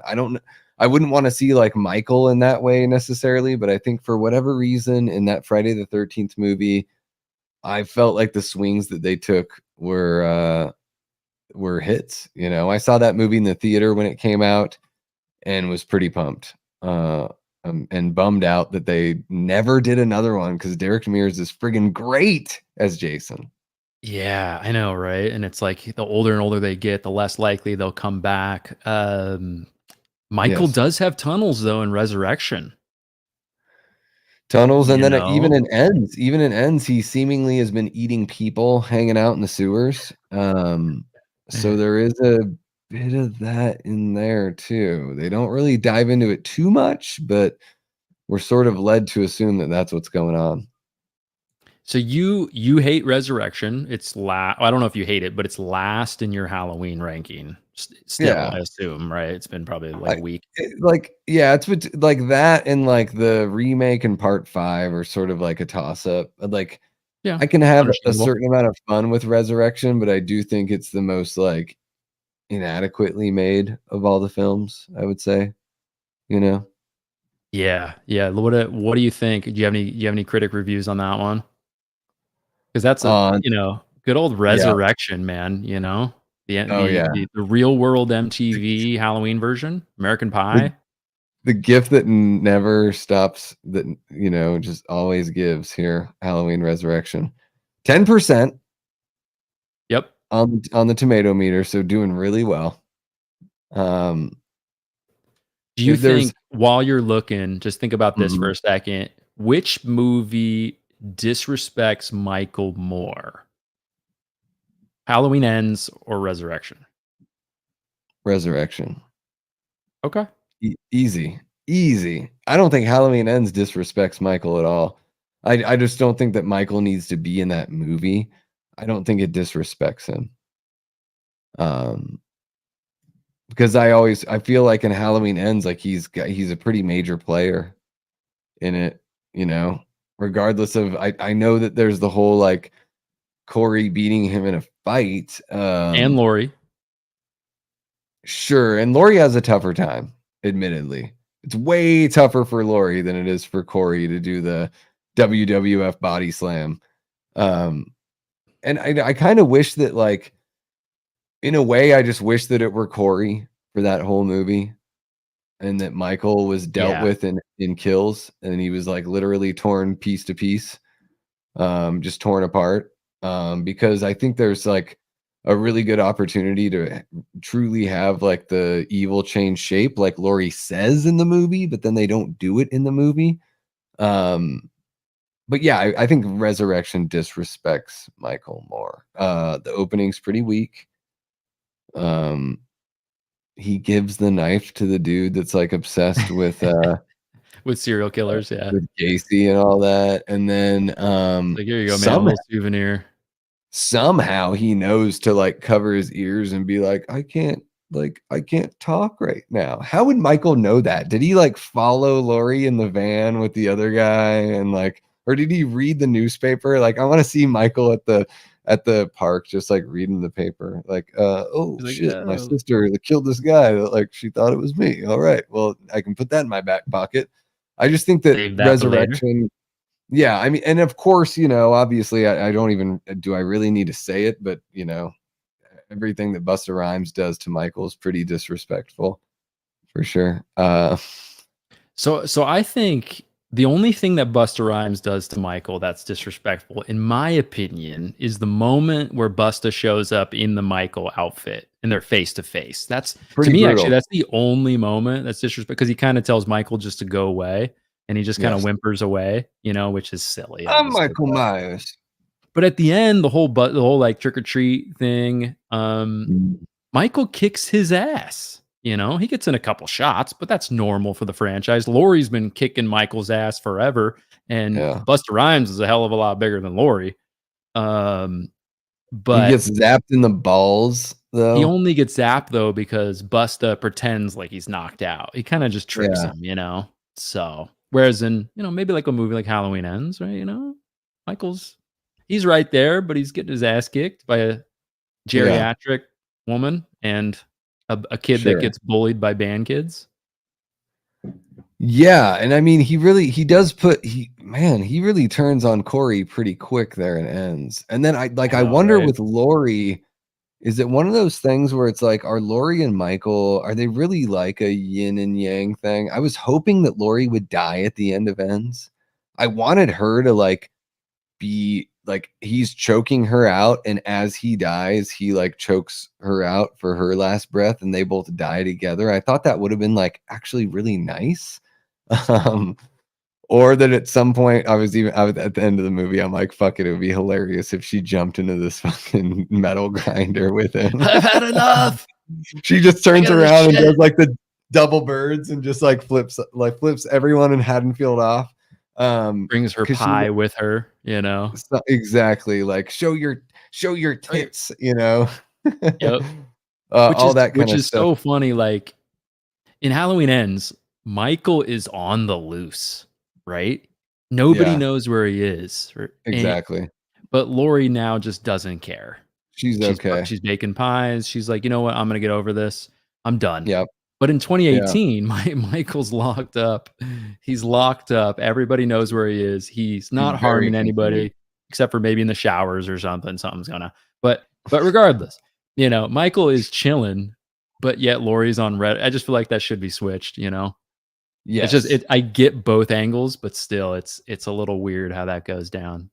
Yeah, and I think it would have been a But lot like, one of the things that I talked about in my series of how to make it better is, like, I would have let Karen live, through ends. I don't think killing her does anything in Kills.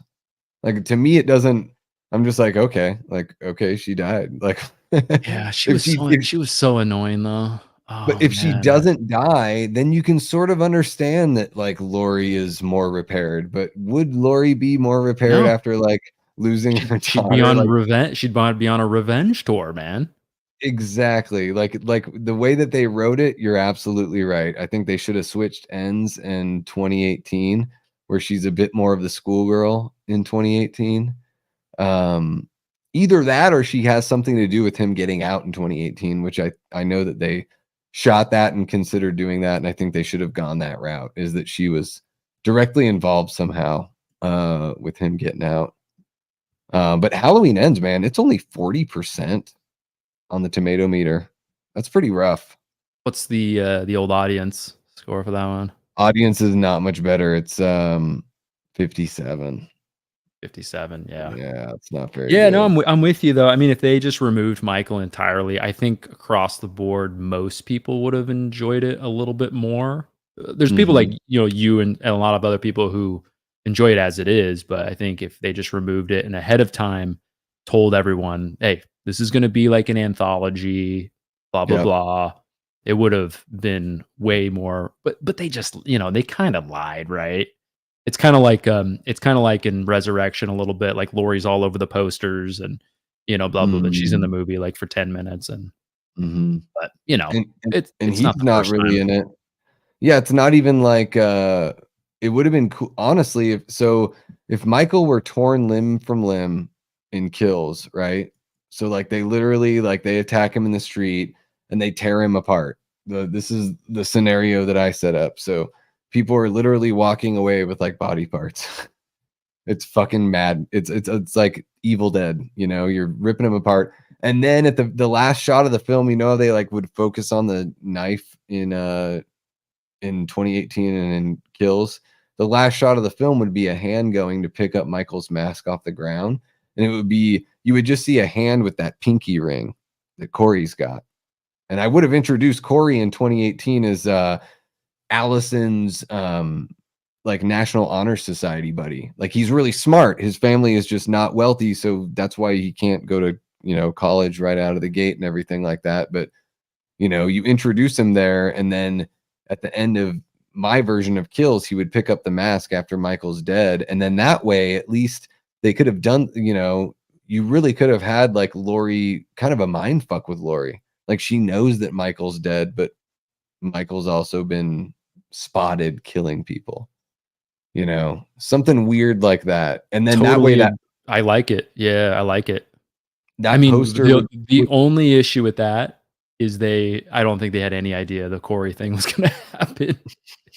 well, yeah, they clearly had to, Like, like, they just redo everything after COVID made up some happened. shit. Yep. Yeah, Yep. or even having Corey, like, at the dance in 2018, just a dude who's hanging out and like, Something. "Hey, Corey, what's up, man?" That would've been Yeah. but I like your idea. I think that's great. That That's what that I would've think. made me enjoy Kills a lot more because that whole mob scene where they're all just taking turns and then Michael slaughters all of them is Yeah. it's something, man. It's something. Yeah, it would've been cool to see, like, I would've wanted to see, Tommy be like running for office or something. He's like a councilman running for mayor. So he has, like, a reason for kind of trying to organize this thing. He's actually, like, kind of good at Trying to it. protect the town. Yeah, and he's not, like, just repeating lines, like, from, like, Friday Night Lights or whatever the hell, like, he's actually good at what he's doing, but they're still taking their losses as they get their shots in on Michael. Like, I wanted it to be Like, I'm like, it's fine if Kills ends on somewhat of a hopeful note, because then in the next episode, you know, you can everything can start again, and it can be like, no, the despair is right back. You know, it's tough to do despair for 3 movies in a row, and they try to Yeah, do that. You know, for they sure. tried. Yep, yep. That would be tough, definitely. But And one of let's see here, we've got for ends, you know, just 40% on the tomato meter. Um, Christina Newland says, while Halloween Ends does provide something close to the catharsis that longtime fans of the franchise may be seeking, it does in a manner, it does it in a manner that still feels a tiny bit lacking. It's so tough when you call your movie Ends. Like, how can you compete? You know? it is hard. Yeah, yeah. Everybody's expecting the wrap up that they want for the franchise, you know. Mhm. But it's still, you know, it's still a fun movie. It has its moments, you know. Fun kills, good acting. It's shot really well. It's in Haddonfield. You still get Yeah. Michael, great mask. James Jude Courtney again, you know. And They I would say rec even when Rowan's wearing the outfit and everything, like, it's to me it feels like Michael. Like when he goes and kills those kids at the junkyard and kills the, you know, people at the radio station, I'm like, that feels like Michael. And I'm pretty sure that that was Rowan in the like performing that as well, because I don't think those required any stunts. So like to me, I was just sort of like, that's Michael. That like that's the essence of Michael. It was one of those things I was really worried about in 2018. Once Sartain put on the mask, I was like, oh fuck no. Like, no, this guy cannot like be wearing the mask for the rest of the movie. I thought they were taking like that big of a leap there Could you in that imagine? one. Oh, man. Oh, it would have like once he took it off, I was like, oh thank fuck. Like I can finally breathe. But I liked the way they did it in Ends. Like to me, it sort of made sense that Corey would be, you know, the one to take the baton. And it would have Yeah, been interesting to see that, you know, that the times that they've had that availability in the Halloween franchise. Think about that. Like after 4, they could have made Jamie the killer. Even after 5, you could have made Jamie the killer. After Rob Zombie's Halloween 2, you could have had Laurie be the killer. You know, there were so many options where they could have done that, and then with Corey, and they just sort of skate by. They're just like, yeah, there's yeah, another one. they don't lean into it, but like you said, Yeah, imagine a Halloween Ends where it's a who done it, you know? All you see is the hand and kills, pick up the yeah, mask, and then it's a who done it.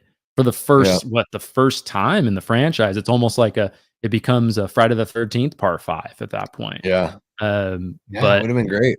but better, you know? Or yeah, That would have been Scream meets Halloween, you know, which Halloween inspired Scream, you know, and then Scream sort of like let Halloween get its reboot going, you know. The movies sort of depend on each other. It would have been great to have a whodunit in the Halloween franchise. Yeah, it's too bad. absolutely, man. 100%. It's too bad. I tried to look for, let me see. There was one we were talking about Resurrection. I was trying to find um a good review for it. These aren't too glowing. But one positive review says it's a ridiculous, absurd slasher film with a concept that is so bad that it's undoubtedly good and makes for some wicked entertainment. And I guess that's kind of how I feel about it. I think it's the worst movie in the franchise, but it doesn't bore me. Like Halloween 5 bores me. Halloween Resurrection doesn't bore me. I don't That's know. actually exactly what I say when I review the franchise too, is that Halloween 5 is just bland.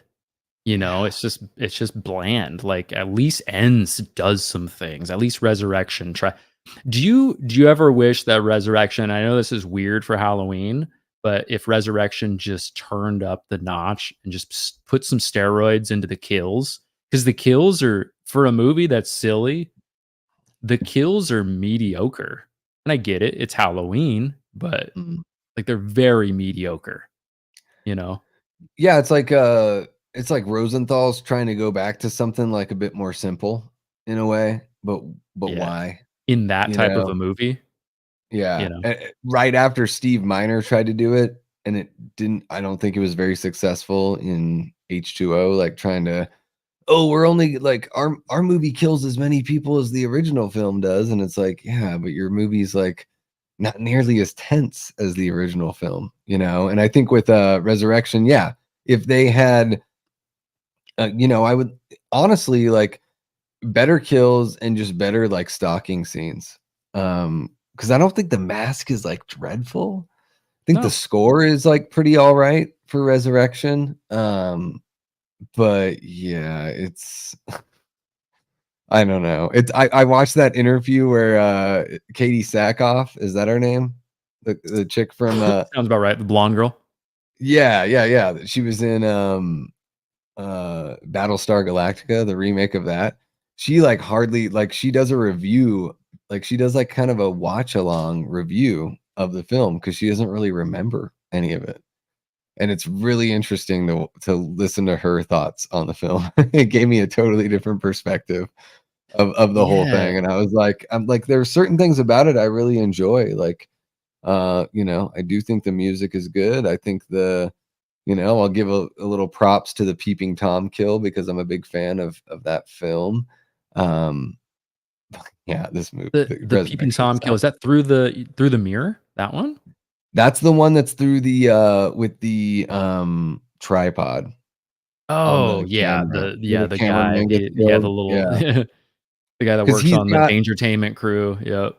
yeah, because he does this whole, like, like, high angles, exciting, low angles, exciting. Scary. Yeah, yeah, it's scary.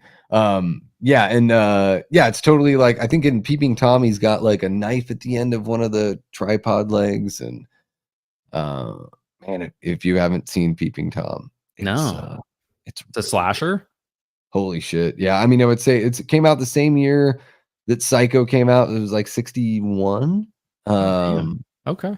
and it's a really interesting, like, um man, for being, like, one of the first slasher movies that I've ever seen, it really dives into, like, the psyche.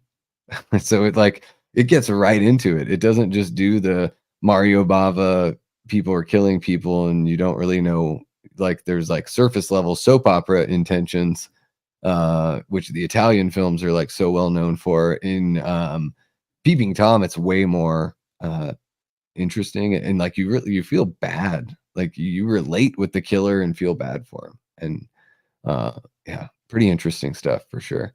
So I thought that was really cool that they paid homage to that because sort of a deep cut. Um, Yeah, people that adds to will the movie now. yeah, it's Peeping Tom's one of those movies that gets mentioned a lot. I don't know, maybe it needs a little bit more coverage the way that, like, we've sort of seen that with like Black Christmas. Like Black Christmas has been getting more love as of late. And I think deservedly so, because honestly, I don't know how you feel about the original Black Christmas, but every time I watch it, it gets scarier and better for me, which is a good sign, I think. Yeah, it fits into that era, right? That, what's his face? Ted Bundy, that whole era kind of Mhm. killing sorority girls. Yeah, But yeah, I really like that they don't show you who the killer is. You really don't really get to know any information at all. The suffocation kill with the bag or with the plastic yeah, is always scary. Yeah, just a classic. I mean, I could be wrong, but sort of invented the slasher POV that it opens up with, I think, that which clearly yeah, we it, see in Halloween, we see in Friday the 13th, you yeah, know, you just hear the breathing, which had to also inspire Michael Myers, those scenes as yeah, well. But yeah, that original, yeah. so good. Billy is so creepy in that original film. I mean, my wife Yeah. can't. I have to watch those movies in secret. Even It's Me, She Billy. scares her. Like, if yeah, the voices on his voice on the phone is very. It's just too much. Well, there's Uh, something about that 70s aesthetic yeah, to me, even above the 80s, even above the 60s, there's something about that 70s aesthetic with all the browns and the gray or the oranges and the grit and the grime of the the film and everything. I don't that era is just that era is the scariest to me. Part of the Mhm. reason why The Exorcist is probably so scary, but people tell Yeah. me recently got a 4K. Damn, from Criterion. Okay. Let me check that Yeah, out. I do think that you're hitting on something that's really important there too, is the way that the film is captured, like, does have something to say about how effective it is, how believable it feels, or how, in the case of, like, Texas Chainsaw Massacre, how it feels like a straight up documentary, like they're like the Blair Witch Project pretty much is the way that Texas Chainsaw Massacre feels, you know? And yeah, I do think that there's something with that, with the way Bob Clark did Black Christmas. And Bob Clark is like, I mean, this is like a incredibly talented guy. I mean, so you're Multiple known, genres. yeah, and you're known for not only two of the best well-known Christmas movies, but you also helped write and directed Porky's, which is like one of the most influential sex comedies of all time that, we wouldn't have gotten any other sex comedy if we didn't have Porky's. Like that's the one, And so it's crazy that it's like this guy was all over the place and really, really good. And I think that's one of the fun things about rewatching Black Christmas is like, man, you can see all of his talents on display. He nails like the comedy of the movie, and then he nails like the realism in on the horror end as well. Yeah, totally agree. And it just feels cold and isolated and Mhm. just yeah, scary. The guy feels deranged, It's just it's great. I mean, I'm depressed that Halloween's over, but at the same time, I'm just like, man, now I get to watch all these Christmas Yeah, slashers and Christmas horror movies, which are just so fun. Throwing The Thing or The Shining or anything that makes you sure. feel cold. You know, Mhm. I can't wait. I'm excited. Yeah. I'm excited to jump into like I'm gonna be this month on the channel jumping into Thanksgiving, Ooh, doing a okay, little nice.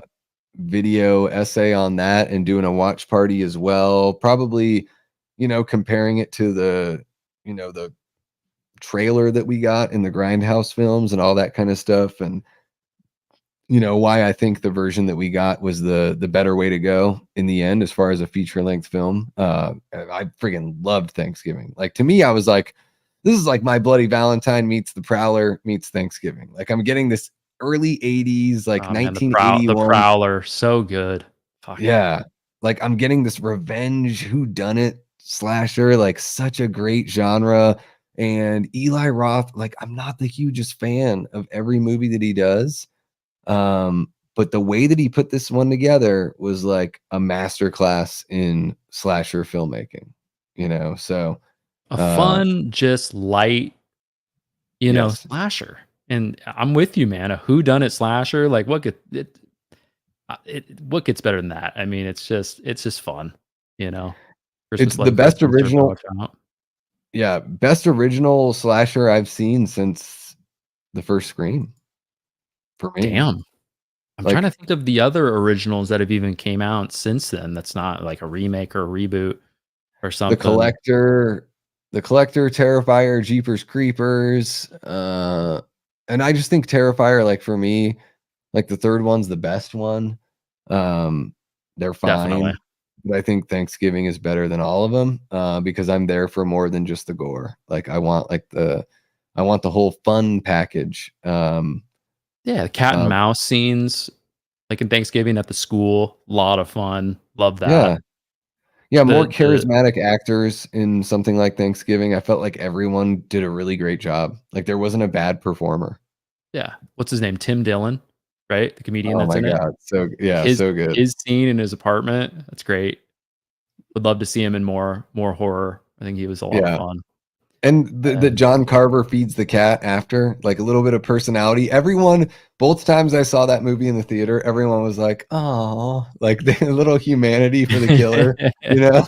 yes, yes. That's a fun scene. I think that scene gets overlooked. It gets overlooked by the whole Walmart thing scene. Yeah, That that that and that's scene's one of the best in the whole movie, in my opinion.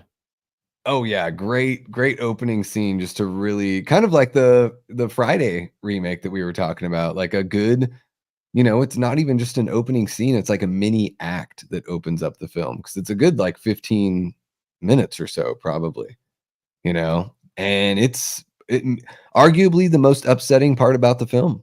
Like that's the one thing that like, you know, to bring up my wife again, she's like, "That's the part that stresses me out." She can deal with all the slasher kills, but, like, the real life, like, people getting trampled at a store, like, that's what bugs her, you know? Yeah, Um, but to me, I'm just like, it's "Oh, so funny.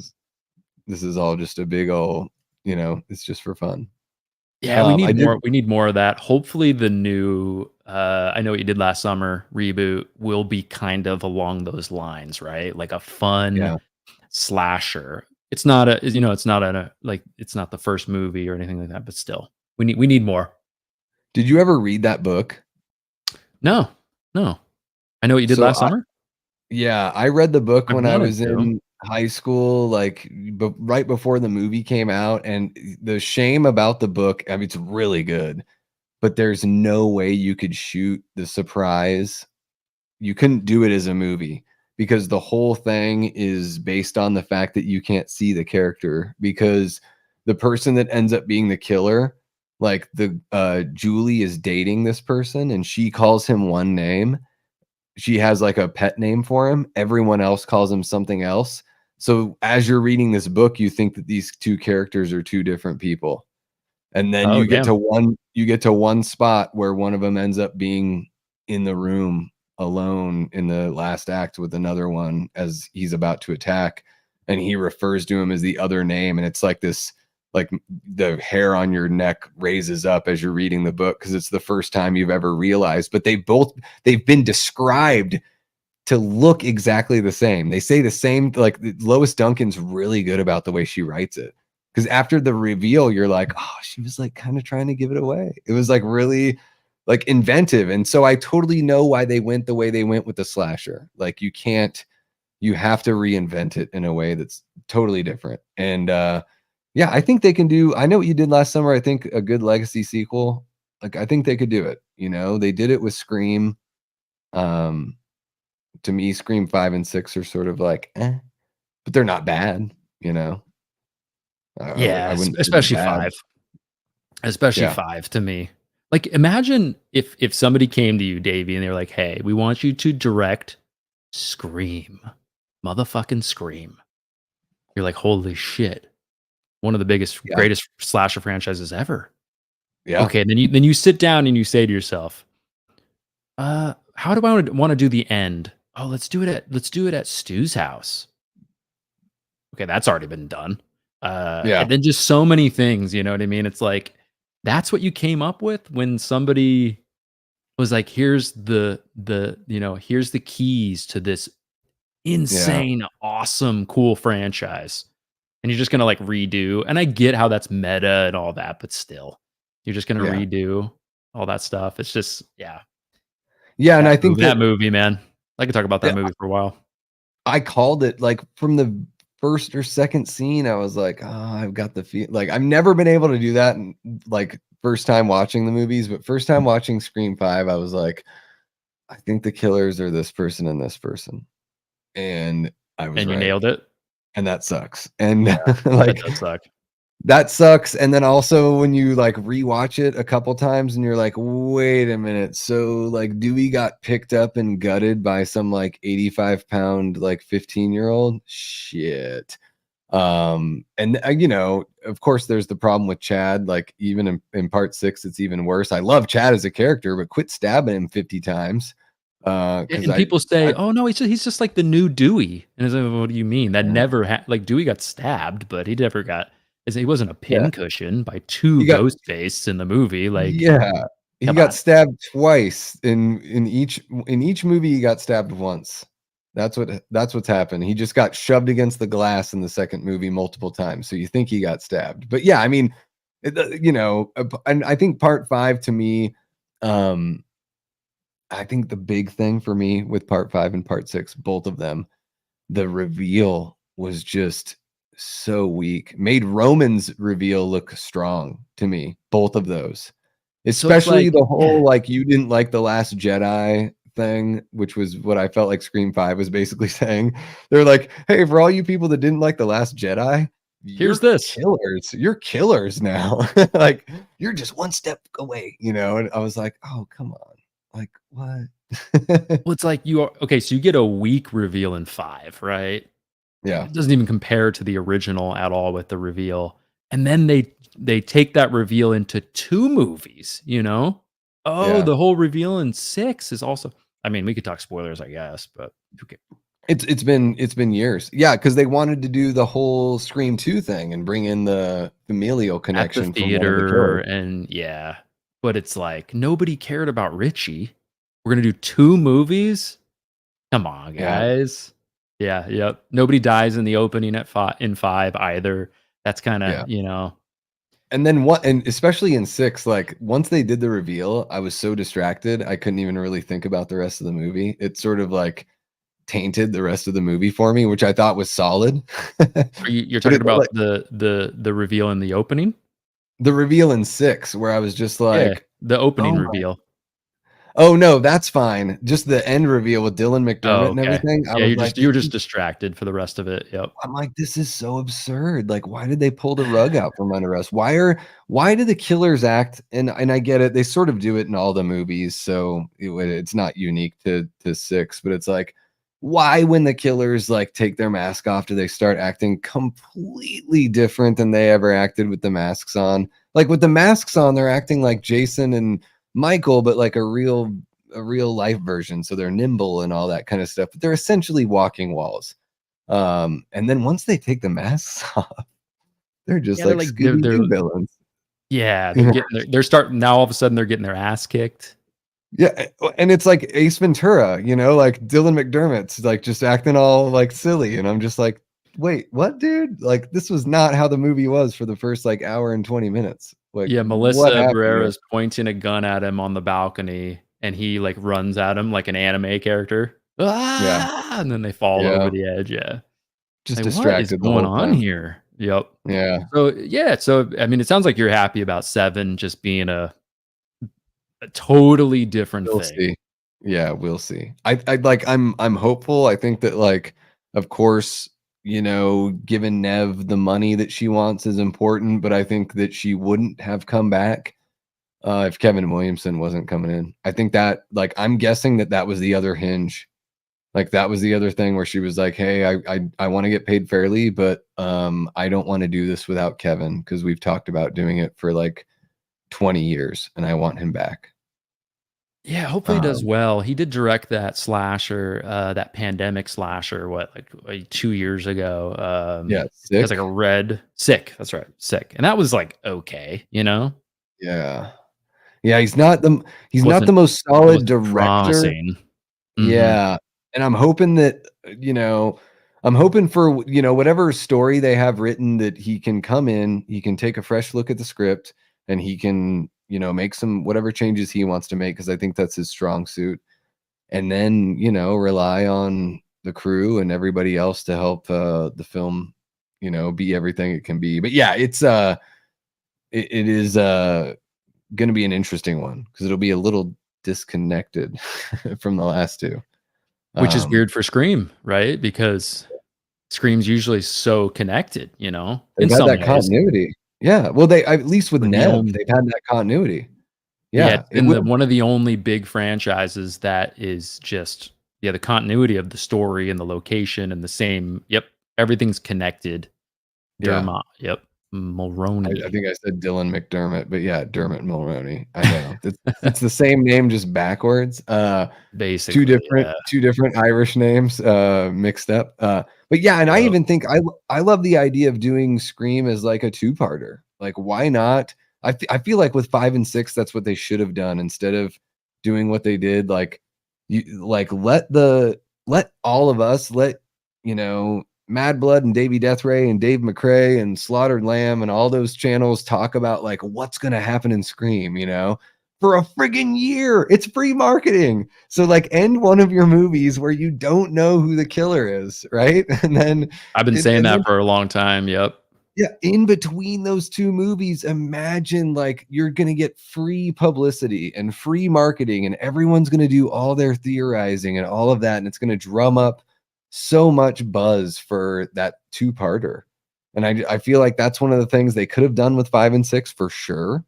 And, I mean, if they're gonna have Nev around for more than just 7, I think they should, do that as well. All right, Eli, Thank have a good night, man.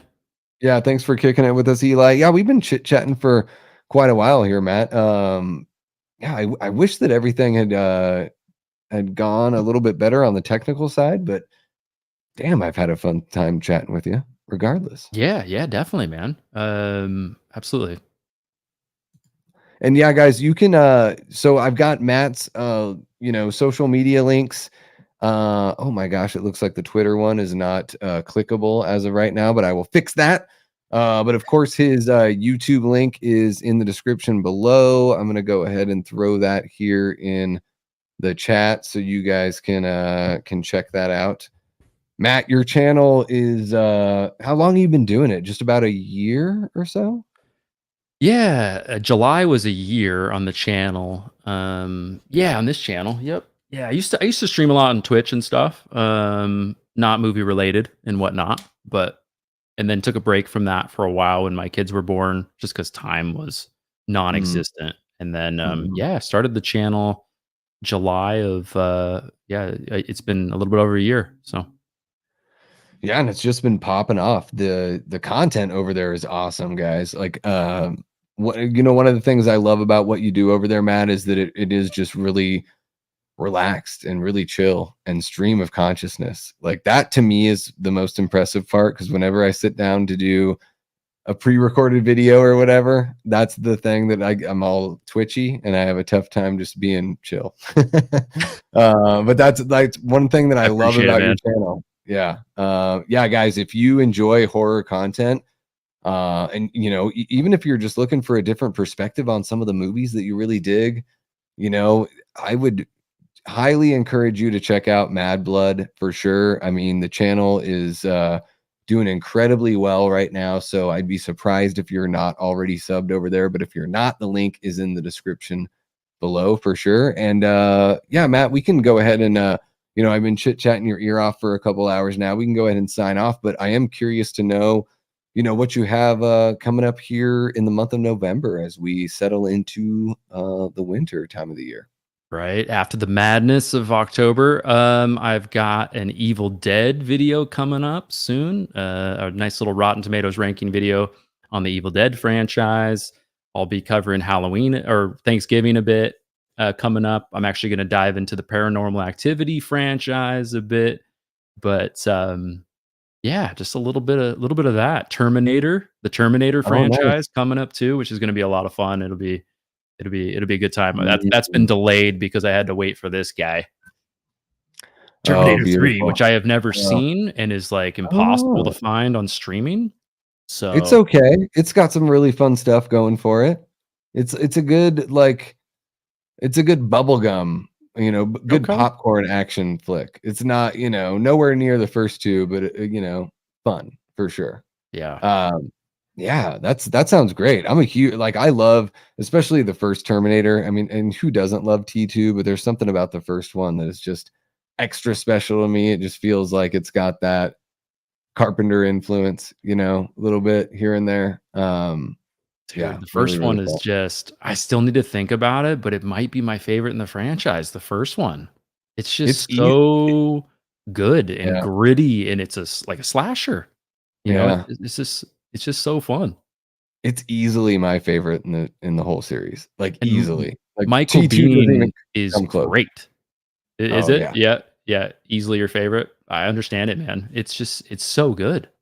I think T2 is really fun, but, like, honestly, if you watch the 2 films back to back, like, to me, Terminator 2 just seems like a remake. It hits the same, like, dynamic shifts in the storytelling, uh, exposition, disseminated during an action scene, in the first act and second act, and, I feel like it hits all those points that the first movie hits. It's just a bigger budget version of it. And I think, T2 is friggin' great, but I like the noir darkness of the original. And that, like, yeah, maybe it's not a slasher the whole entire time, but the first third of the movie certainly feels like a friggin' slasher. Like, and the soundtrack has got that Carpenter feel. The film has that Carpenter feel. Like, yeah, there's just something about Terminator. The nightclub scene, I mean, come Oh on. yeah. Yeah. Tech Yeah. noir, which is the perfect, that's the perfect way to describe the genre of film. It's so cool that, Cameron found a way to do that. I think that's, to me, the most impressive takeaway from Terminator is that not only is Cameron good when he steps into another franchise and like sees where it could go and the fruit that is left on the tree that wasn't picked, but he can see it Mhm. within his own work.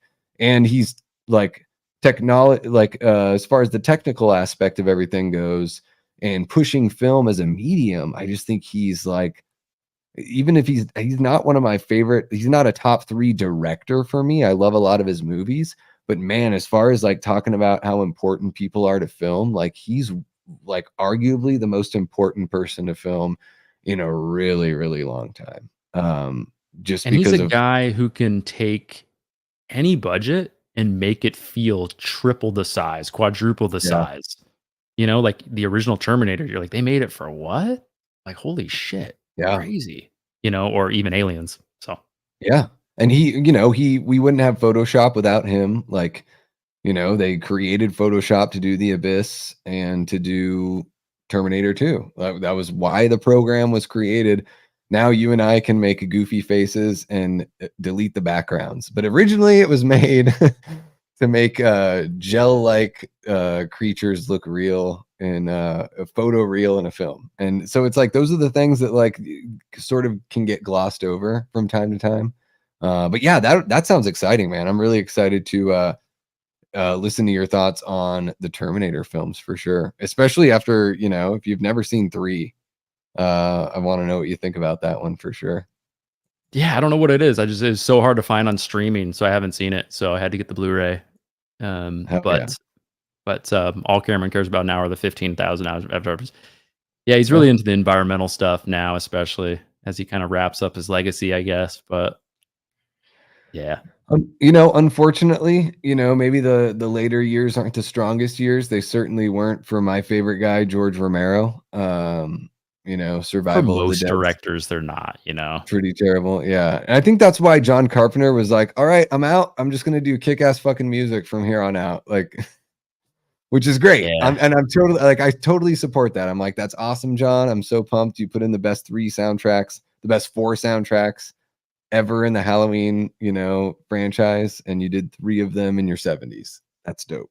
And then a remake of Firestarter that no one cared about. Everyone says your soundtrack is great. So congratulations on that as well. Hell yeah, man. Well, yeah, Davey, thanks so much for having me on. Big fan of your show. It's great to be on. So thanks for reaching out and organizing this whole thing. Really appreciate it, man.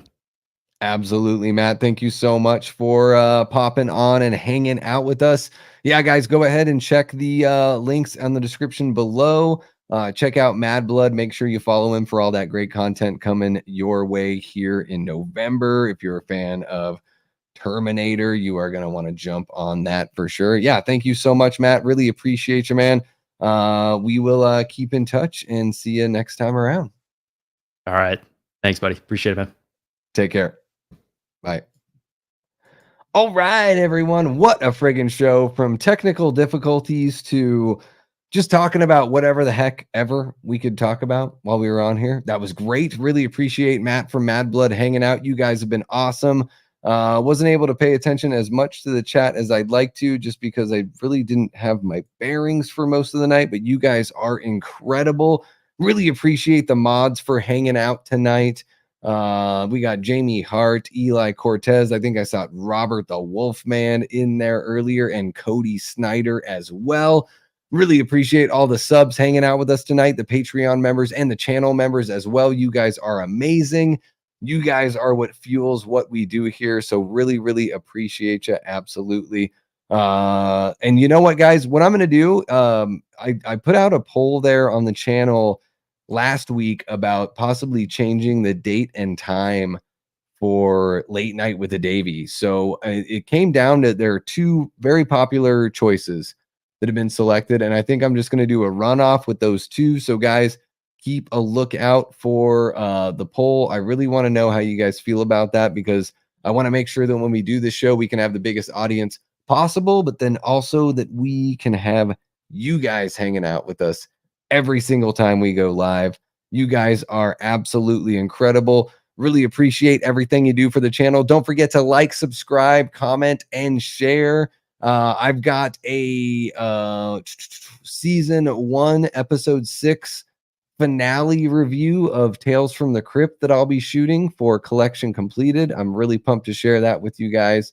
So be on the lookout here for that later on this week or on the weekend. And you know what? Until next time, I've been and will continue being Davey Deathray. Take care.